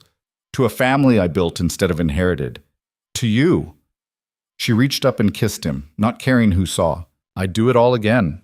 Even the part where my son burned down our apartment? Even that. It all led here." They got their gelato and walked home through the warm spring night, Sofia chattering about her day while Elena and Adriano shared glances over her head, the kind of silent communication that came from years of choosing each other. Later, after Sofia was asleep and they were alone in their bedroom, Adriano pulled Elena close. "I never thought I'd have this," he said quietly. "A real family. Peace. Someone who loved me knowing everything I was. You have it now. Because of you. Because you were brave enough to choose complicated instead of easy. We both chose." Elena settled against him. "That's what makes it work." They fell asleep tangled together, the same way they'd been sleeping for years. And if Elena dreamed, it wasn't of fire anymore. It was of building, foundations and families and lives that mattered. 10 years after that night at the estate, they returned one last time. The Valente Foundation had grown large enough to buy the property, transforming it into a residential treatment center for at-risk youth. The ballroom where Elena had once felt invisible now held therapy groups and art classes. The private wings where Marco had destroyed her were now bedrooms for kids who needed a safe place to heal. They stood in the entrance hall, watching construction workers finish the final renovations, and Elena felt the beautiful symmetry of it. "This is where it started," she said, "and where we're making sure other stories have better beginnings." Adriano's arm was around her shoulders. "The girl who walked in here 10 years ago, what would she think?" "She'd be terrified and amazed and probably still a little broken." Elena leaned into him. "But she'd be grateful. For all of it. Even the breaking? Especially the breaking. You can't rebuild unless something falls apart first."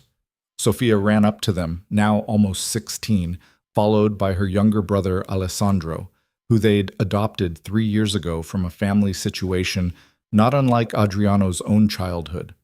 Marco trailed behind them, sober 6 years now, working as a counselor at the foundation and building his own version of redemption. "Mom, they're putting in the art studio," Sofia said excitedly. "Can I help design the space?" "Ask your uncle. It's his area."